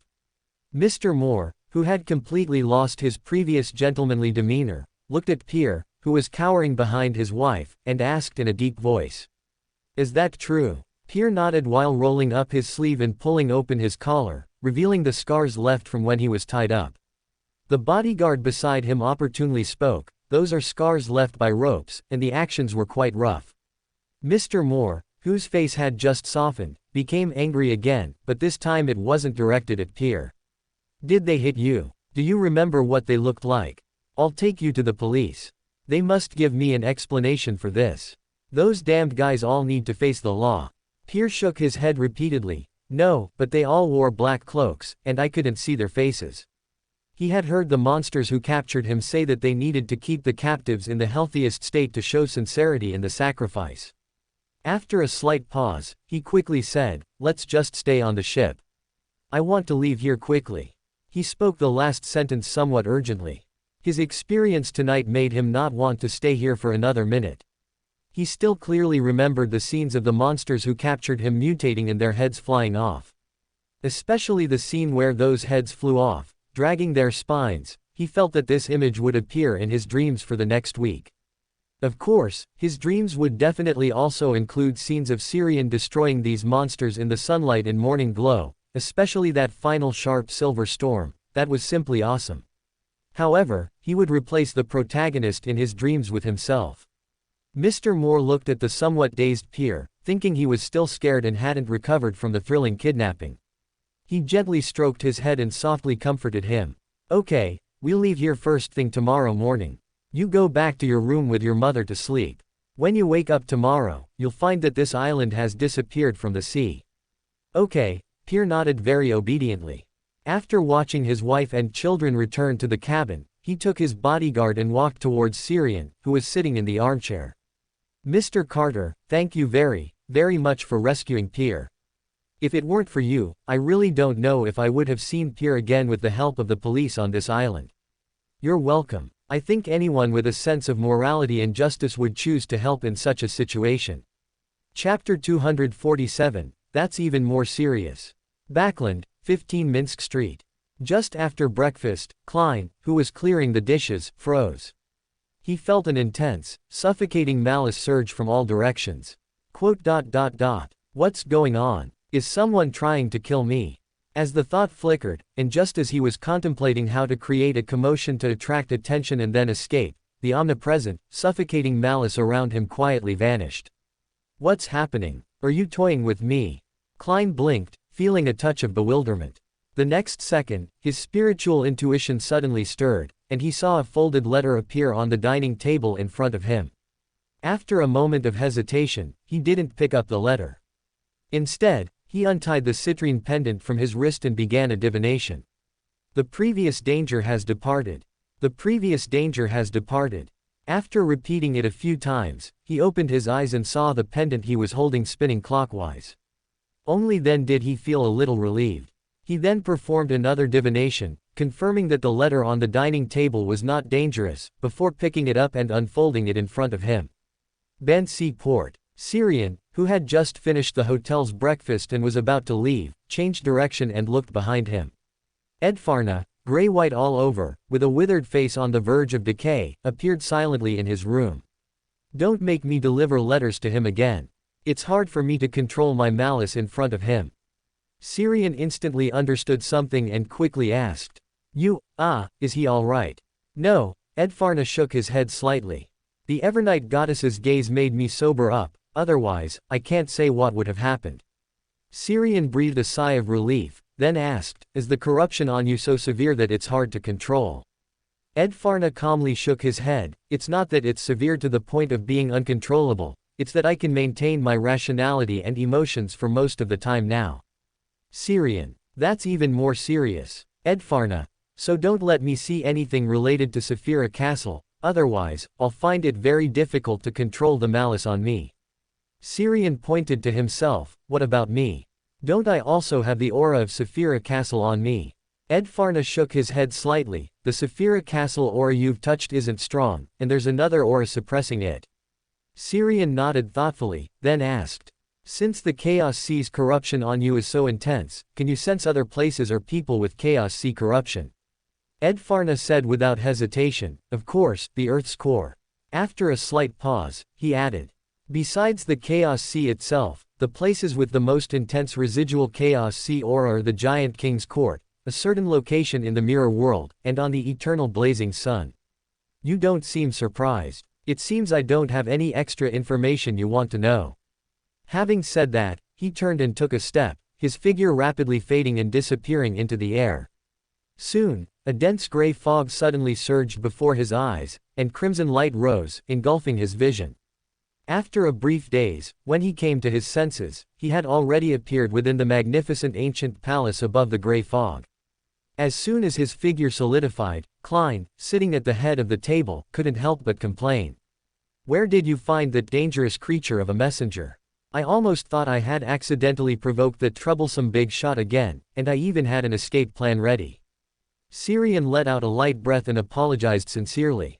"Sorry, I didn't expect such a strong reaction from him towards you. I won't let him deliver letters to you again." Klein keenly caught the pronoun Syrian used, and not he or it. Syrian nodded slightly and briefly explained Edfarna's identity. "He is an ancient dragon that survived from the second epoch. Him delivering letters for me is a deal we made. But his ancient pride makes him feel that delivering letters is a very shameful thing, so he equally frightens and intimidates everyone who receives a letter, right?" Klein suddenly interjected, feeling that he seemed to understand the truth behind that malice earlier. Syrian was startled for a moment, then shook his head. "That's not it. Currently, he has only troubled you." Klein's mouth twitched slightly. "I'd rather he troubled everyone." Taking a deep breath, he chose to skip the messenger issue and instead asked, "What's the meaning of your letter that had no words, only illustrations?" Syrian smiled and explained, "I originally wanted to send you some local specialties from Bansi, but I accidentally went too hard, and the specialties were all smashed to bits. So I had to use drawings to convey my regards." After hearing him, Klein felt a long line of black lines appear above his head. "If I remember correctly, the drawings on your paper were either flying heads or headless corpses, right? So the specialties of Bansi Island are dismembered bodies." Syrian, "This is called acting separately. You won't see it anywhere else. I'm not particularly eager to see it either." Klein's mouth twitched slightly. After some playful chit-chat, Syrian, under Klein's demonstration, re-recorded some Beander abilities of the magician and the sun brooch, making up for the losses from last night's battle. On the white onyx, which was now out of sight of Bansi Island, Pierre pulled Irena into the room and began recounting his miraculous adventure from yesterday. "What?" Irena let out a gasp, but quickly reacted and immediately covered her mouth with her hand. She quickly glanced around, confirming that her parents and bodyguards outside the room hadn't been drawn in by her gasp, then motioned to Pierre with her eyes to continue. Pierre was beaming, excitedly yet restrainedly saying, "Those monsters disguised themselves as ordinary people. I was kidnapped by them then. They wanted to sacrifice me and the other captured people to the evil god they worshipped, but Captain Erlin stopped them. Captain Erlin, who loves to paint, is a legendary magician. He can raise his hand to summon sunlight, dawn, and also golden flames and silver great swords. And the most handsome and powerful silver storm, which instantly annihilated all the evil monsters in the basement. In the captain's cabin, Captain Erlin sat on a chair covered with a blanket, the wrinkles on his brow almost forming the character, River, Chuan, River." After leaving Bansi port, as he constantly recalled, the memories he had subconsciously ignored gradually returned to his mind. He remembered his conversation with Syrian on the deck last night, and also earlier, when he bailed him out at the Bansi port police station, and the subsequent conflict between him and the Punisher. The ability to casually influence others' memories and thoughts, I remember this belongs to the mid-sequence of the spectator pathway, named Hypnotist. But given the level of mystery he displayed, this is probably more than just a mid-sequence, closer to the legendary demigod. However, his actions don't quite resemble those spectators who like to hide behind the scenes, and he doesn't have the oppressive feeling of a demigod at all.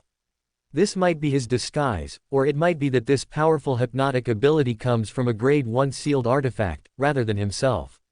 He saved Pierre, and when facing the police officers, he neither resisted nor used Beander abilities to influence them. But he stopped me from reporting his information, and he frequently used Beander abilities to influence me.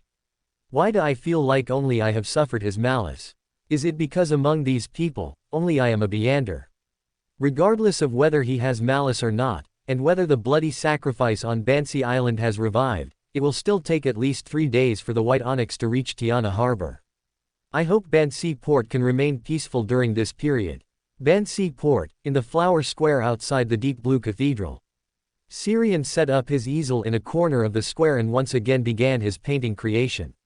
After painting his encounter with the god of weather's believers last night, he digested a portion of the scribe's potion.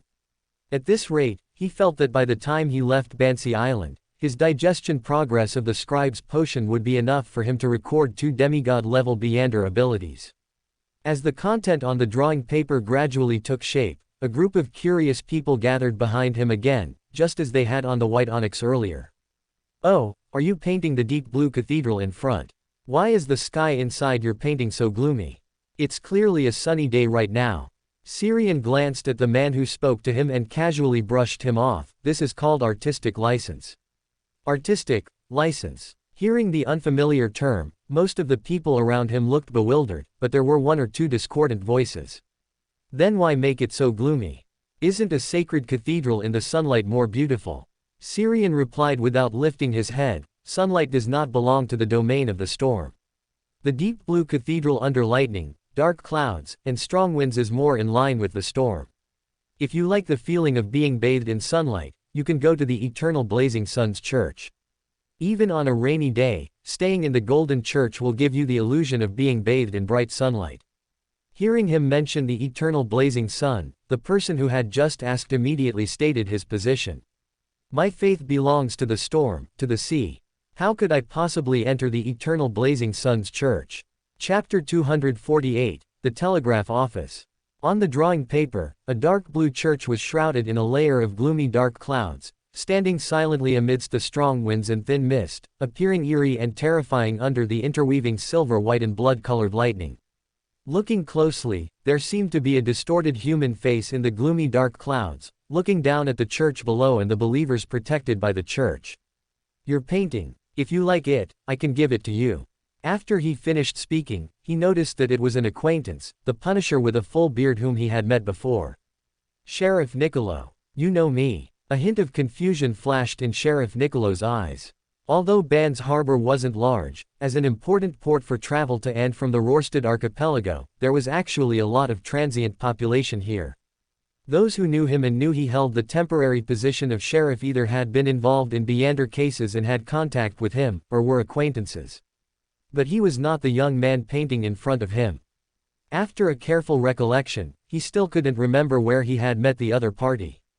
Syrian smiled and casually explained. "We just met 2 days ago because of a wanted criminal you were pursuing. You even had an officer take me to the police station, and Captain Erlin later bailed me out." Captain Erlin. Sheriff Niccolo murmured, a few blurry images flashing through his mind, then he smiled at Syrian with a sudden realization. "So it was you. My apologies, my mind has been a bit muddled lately, and I didn't remember at first." He paused, his gaze returning to the painting. "Your painting, it's quite beautiful, but it feels a bit oppressive. Are you a believer of the Lord of Storms? Why would you paint the church like this? Of course it's oppressive. Even if it's a painting I did casually, it incorporates a true aspect of this place and carries a certain prophetic quality. A church where even the bishop has been tempted and corrupted by an evil god will naturally reveal a dark, gloomy, and oppressive side in a painting that contains truth."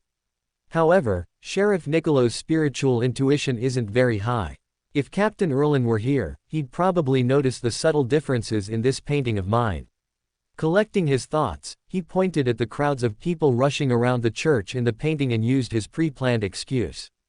"I wanted to express the oppressive and heavy side of the storm, but the Lord of Storms will always protect his believers." "So that's it." Sheriff Niccolo nodded slightly. "Although I don't really understand art appreciation, I think this is a very good painting." Syrian naturally accepted the compliment and followed up. "Then can I hang it on the notice board at the edge of the square for people passing by to admire?"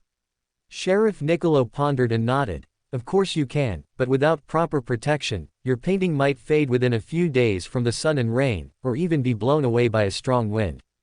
Don't you think it's a pity for such a painting to be ruined in just a few days?" Syrian smiled and shook his head. "Of course not. The baptism of wind and rain can also be considered a secondary processing of my painting. Besides, my purpose in painting everywhere has always been just to digest the potion. If such a painting, which contains some truth, were to spread everywhere, I'd probably be treated like a lunatic throwing mystical items around and be wanted by all the churches. After a brief exchange with Sheriff Niccolo, Xiang took the painting off the easel and pinned it with thumbtacks to the notice board along the street next to the square. Then he packed up his painting tools, preparing to head to his next destination. As he passed the telegraph office, he saw that its door was open. Inside, there were two normal-looking employees, a man and a woman. One was repairing the telegraph machine, and the other was tending to a potted plant on the windowsill. Recalling the premonition from his spiritual intuition he'd felt in front of the telegraph office earlier, Xiang stopped, curiously observing the two people inside the telegraph office. Under his spirit vision, there was nothing unusual or discordant about them. The only thing that could be considered a problem was that their bodies weren't very healthy, but not to the extent of being sick. But in his true sight, everything inside the small telegraph office became distorted, covered in a red glow, and the two employees were tightly intertwined like a twisted rope. After just one glance, Xiang withdrew his gaze. The astrologer's spiritual intuition was warning him that the danger hidden here might awaken with his gaze. Seemingly disturbed by his previous gaze, the female employee who was tending to the potted plant looked at him, then walked over. "Excuse me, sir, the telegraph machine is having some problems today. If you need to send a telegram, please come back tomorrow." A hint of disappointment appeared perfectly on Xiang's face. "Is that so? What a pity. I'm boarding a ship to leave here tomorrow morning. I'm very sorry." The other person bowed her head apologetically to him, then looked back at the male employee, Pavo, who was diligently repairing the telegraph machine behind her. "Pavo, can you fix the telegraph machine before dark today?" The male employee, called Pavo, looked up at Xiang, who was standing outside the telegraph office, then shook his head. "I'm not sure. To be honest, I'm not very good at repairing machines, but there's no one else on this island who can repair a telegraph machine. If you urgently need to send a telegram, you can wait here for a while. Perhaps I'll be able to fix this stubborn robot soon. Of course, I might not be able to fix it until tomorrow. The Loan government really should send us an employee who's good at equipment maintenance, instead of making us tinker with it ourselves." The female employee standing at the door interjected, "Aren't you the employee who's good at repairing mechanical equipment?" Pavo, who was repairing the telegraph machine, pouted. "But those were old-fashioned machines from a long time ago. We're using the latest generation of telegraph machines now. Aside from their working principles being similar, everything else is too different. And I'm not good at repairing machines, it's just that there's no one here who's better at it than me." Xiang stood outside the telegraph office door, quietly listening to their conversation. If he ignored the distorted scene he had seen earlier in his true sight, this was undoubtedly a very normal workday.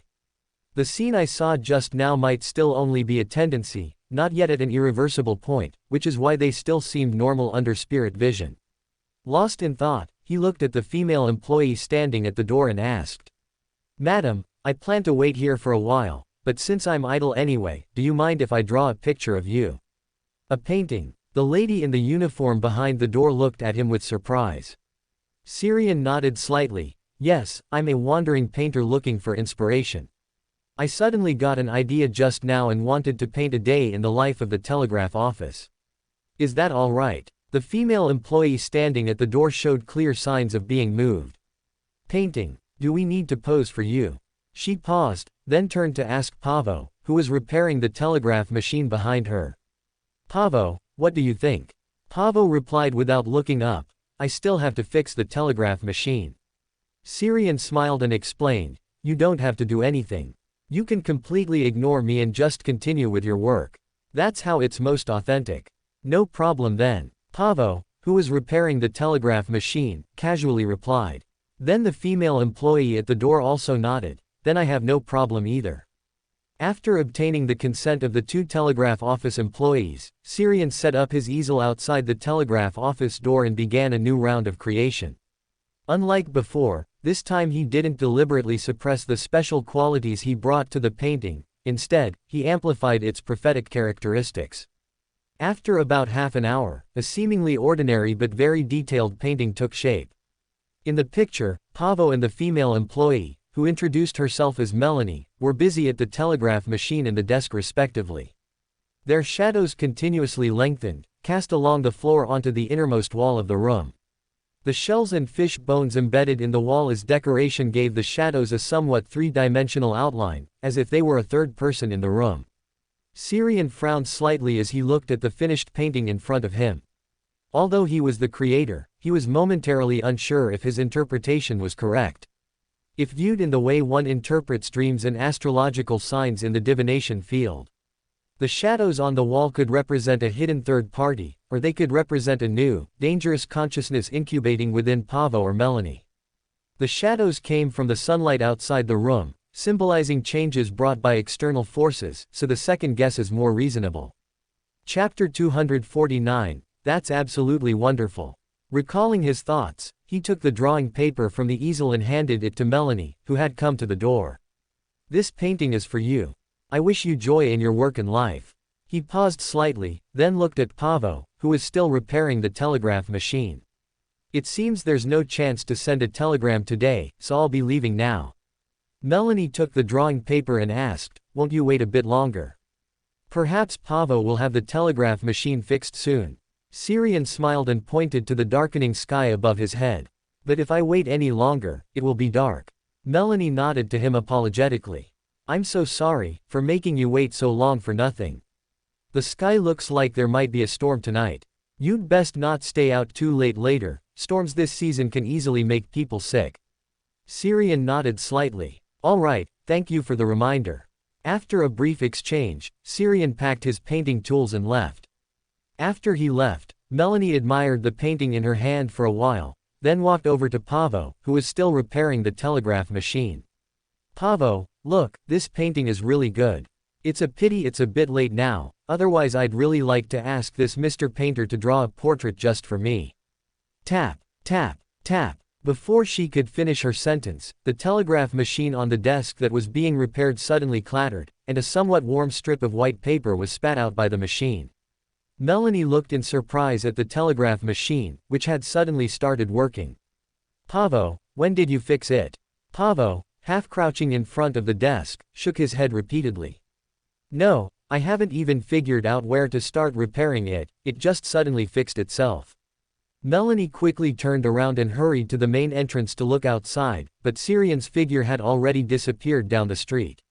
What a shame, just a little bit more. If he had stayed one more minute, Mr. Painter would have been able to send his telegram.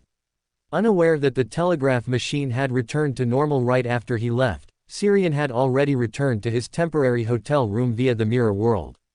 After tidying up the paintings he had left behind, he sat in the armchair and pulled out the glass crystal ball from his pocket. Bits of starlight flickered within the transparent crystal ball, forming a continuously changing cosmos. A few breaths later, all the anomalies within the glass crystal ball disappeared, and Xiang's slightly dazed eyes regained their focus. The divination failed. However, sometimes a failed divination is also a result, which indicates that the problem in the Bansi Port Telegraph Office is most likely related to the City of Calamity. Melanie and Pavo, did one of them come into contact with the pollution seeping out from the City of Calamity? Or, did someone bring out the pollution hidden on the island and conduct experiments on the two of them? Perhaps I can sneak into the telegraph office tonight to check. After a brief whisper, he put the glass crystal ball aside and then took out a dark melodica. This was a mystical item he had asked Bernadette to have a craftsman make, which solidified the ritual for summoning a messenger. It had only been delivered by Bernadette's messenger yesterday. When not played with Beyonder power, it was an ordinary melodica that could produce melodious sounds. When infused with spirituality and played, it would lose its sound but could directly summon Edfarna in place of a ritual. As he brought the melodica to his lips, infused it with spirituality, and blew hard. Circles of seemingly invisible ripples spread around him, apparently extending far into the spirit world. After waiting quietly for 2 or 3 seconds, there was no change in the room. Xiang frowned, lowered his head to re-examine the melodica in his hand, and was pondering whether to blow it again when his peripheral vision suddenly caught sight of an extra person in the reflection of a nearby window. "Have you been maintaining psychological invisibility all this time?" Ed Farna shook his head slightly. "This isn't psychological invisibility, it's just a suitable weakening of my sense of presence. If one observes carefully, they can still detect my presence. During the second epoch, I loved observing those unique mystical creatures, but they would run away as soon as they saw a giant dragon. To observe them more smoothly, I thought of this method of weakening my sense of presence." "Then why didn't you just use psychological invisibility?" Syrian asked thoughtfully. Ed Farna replied calmly, "Then they wouldn't be able to detect me at all." Syrian. That truly was a time of dire straits in the second epoch. After a brief silence, he brought the conversation back on track. "I need you to help me deliver a somewhat special letter to the Harvest Church in south of the bridge, Backland." Ed Farna's face showed no reaction, and he asked in a very calm tone. "What letter?" "Me." Syrian pointed to himself. A clear ripple of surprise flashed in Ed Farna's pale golden eyes, then a smile stretched across his withered face as he said, "No problem, as long as you don't find consciousness Rome less convenient than the teleportation you recorded." Syrian shook his head. "My recorded teleportation has been used up. Oh, by the way, can you create the illusion that I'm still here?" Although he could achieve this himself using illusions created from paintings, there was a distance limit. Once it exceeded half the range of Ban's port, the illusion would fail due to distance. Ed Farna nodded slightly. "Of course." As he spoke, he placed one hand on Syrian's shoulder. A faint, transparent figure gradually separated from him, then quickly solidified. A few seconds later, there was an extra painter, Syrian in the room, wearing black trousers, a white shirt, a brown trench coat, and a beret. This was the identity he had been using since going to sea. Randolph Carter, a painter wandering the seas in search of inspiration. Syrian looked at the other version of himself in front of him with great curiosity. Aside from not having Beander characteristics, there was no discernible difference from his actual self. Just as he was thinking this, Randolph Carter, separated by Ed Farna, had already turned and walked towards the easel he had placed aside, beginning to skillfully lay out drawing paper, mix paints. Well, there were still some differences in personality. A flash of inspiration suddenly struck him, and he quickly looked at Ed Farna, asking, "The separated identity and I should still be considered one person, right? If so, can I also share his acting progress?" Ed Farna shook his head slightly. "The moment your identity is separated, he is already a completely independent individual. However, if the clone can be recovered in time, allowing the separated identity to become part of the self again, then the acting progress can indeed be shared." "That's absolutely wonderful," Syrian praised from the bottom of his heart. If he could have the identity of Randolph Carter appear independently from time to time, he could perform multi-threaded acting. After a small interlude, Ed Farna placed his hand on Syrian's shoulder again, and with his other hand, he gently drew a line in front of him. Silently, a wide crack appeared before the two of them. Beyond the crack was a strange sea, formed by countless light clusters, some large or small, some bright or dim. Each of these light clusters represented the dream of a sleeping person in Bansi port. Ed Farna dematerialized their bodies, then stepped into the dream world, traversing through one dream after another. "There's a boring fellow who's been lurking in the mental world near here. Let's go somewhere further away first, and then travel to Backland through consciousness Rome." Syrian nodded knowingly. The boring fellow the other party mentioned probably referred to Hermes. Backland, outside the Harvest Church and south of the bridge. A deep rift silently tore open in the tranquil air, and then Syrian emerged from it. He looked around, then stepped through the front door of the church. Inside the church hall, Father Utravsky, like a small giant, was sitting before the holy emblem of life, bowing his head in prayer. Only after the other party finished praying did Syrian speak. "Good evening, Father Utravsky. I've come to you again to record Beander powers." A hint of surprise flashed across Father Utravsky's face. "Have you been fighting frequently lately?" Without waiting for Syrian to answer, he added, "Try not to use Storm of Light in front of the official Beyonders in Backland. There aren't many Dawn Paladins here." Chapter 250, The Mutated Telegraph Office. Bansi Port, inside the hotel where Syrian was temporarily staying. Countless tiny starlight flew out from the void, quickly reassembling into an illusory door shimmering with starlight in the room. Then Syrian walked out from behind the door. After recording some of the Beander abilities of the Dawn Paladin from Father Utravsky, he then found Verdu to record some teleportation and flashes before rushing back to Bansi Port. The wall lamp in the room was still lit, and Randolph Carter was sitting by the window, meticulously sketching the stormy scene outside on his drawing board. Noticing the commotion of Syrian teleporting back, he said without lifting his head. "This heavy rain is not normal. It's best not to make too much noise if you go out." "What did you find?" Syrian asked curiously. Randolph Carter raised the drawing board in his hand, which showed a one-to-one recreation of the scene outside the window, except the lightning streaking across the sky had turned blood red. "Although I don't have Beander characteristics, my spirituality is still there, and I can still observe the true reality of the world. Shortly after you and Edfarna left, when the storm first arrived, the entire sky I saw was blood red. What fell from the sky wasn't rain, but blood mixed with the smell of gunpowder, silently nourishing the desires and emotions in people's hearts." Nourishing emotions and desires. Syrian furrowed his brow, constantly flipping a gold coin in his hand. A few seconds later, he flicked the gold coin with a clink, and after a few tumbles, it landed back in his palm. "Heads up," indicating affirmation. "Tonight is very suitable for investigating the pollution seeping from the City of Calamity." He paused, then looked at the thick dark clouds outside the window, where lightning occasionally flashed. This anomaly might be caused by the cultists who performed bloody sacrifices, whom I killed earlier. Although the previous events seemed to have been suppressed on the surface, the Punisher must have already secretly launched operations, and the bloody sacrifices performed by those cultists on the island are bound to be affected. And that god of weather, who is hidden somewhere unknown, for some reason, does not want the bloody sacrifices to be interrupted, and thus chose to use this heavy rain to silently influence everyone on the island. The situation has escalated so quickly, it's probably also due to Adam's covert push. Randolph Carter glanced at him, his face unperturbed, and said calmly.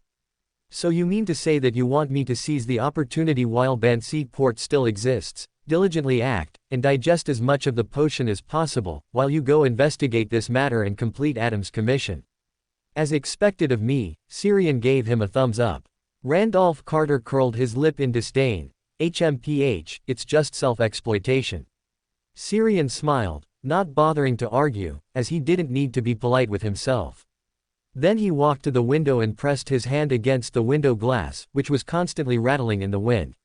Ripples of faint blue spread out from under his hand, and the original window suddenly transformed into a faint blue, blurry, insubstantial door.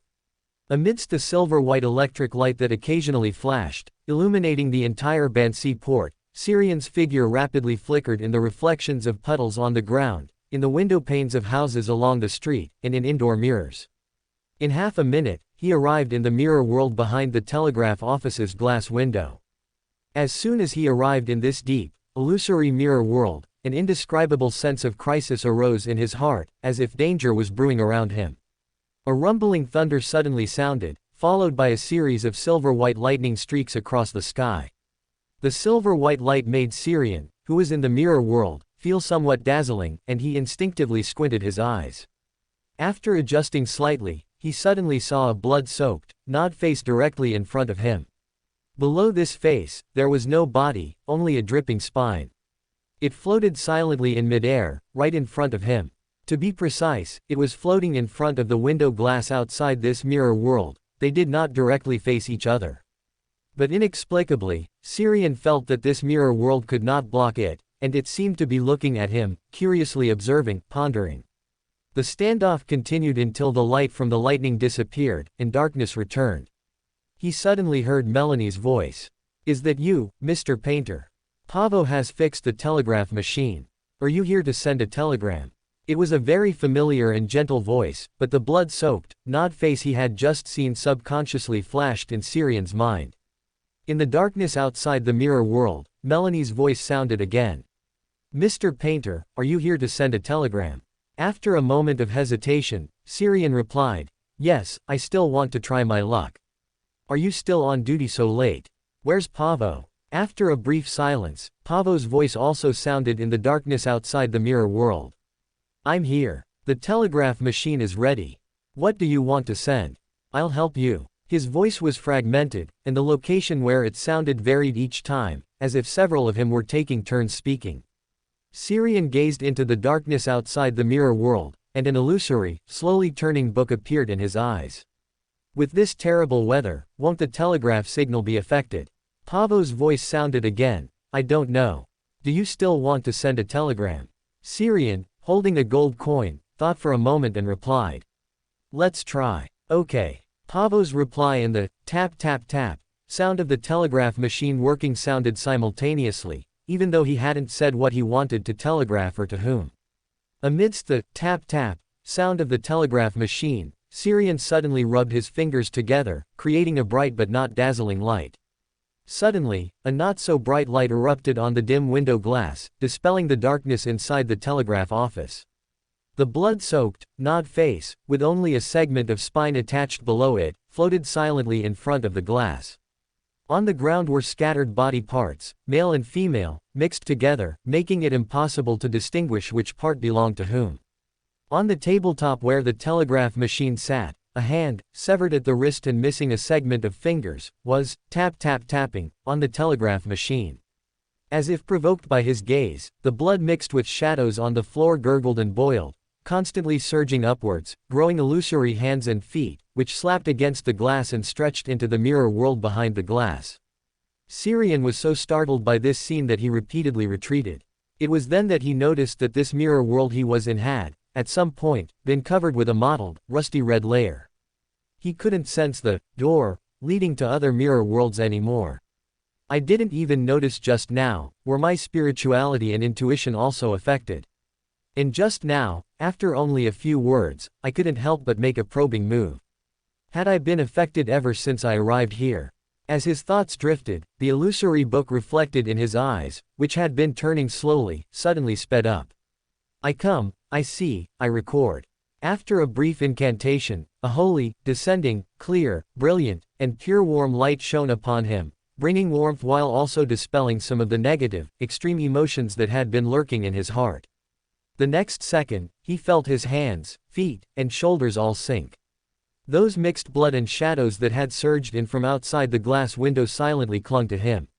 Even as they were constantly scorched and evaporated by the holy light of the sun domain, they showed no signs of retreating. Instead, they surged towards him even more frantically, as if they would not stop until they crushed him into a bloody pulp.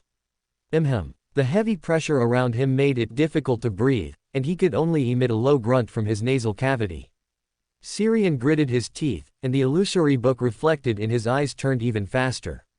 The next second, golden illusory flames ignited out of thin air around him, dense and continuous, filling nearly half of the mirror world.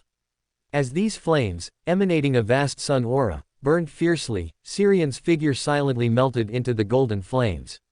At the other end of the golden sea of fire, a spark suddenly expanded, and then Syrian leapt out from it.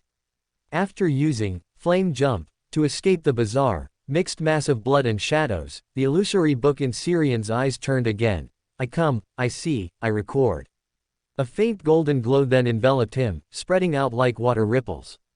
Wherever the glow passed, the golden flames burned more fiercely, while the bizarre, mixed mass of blood and shadows became listless.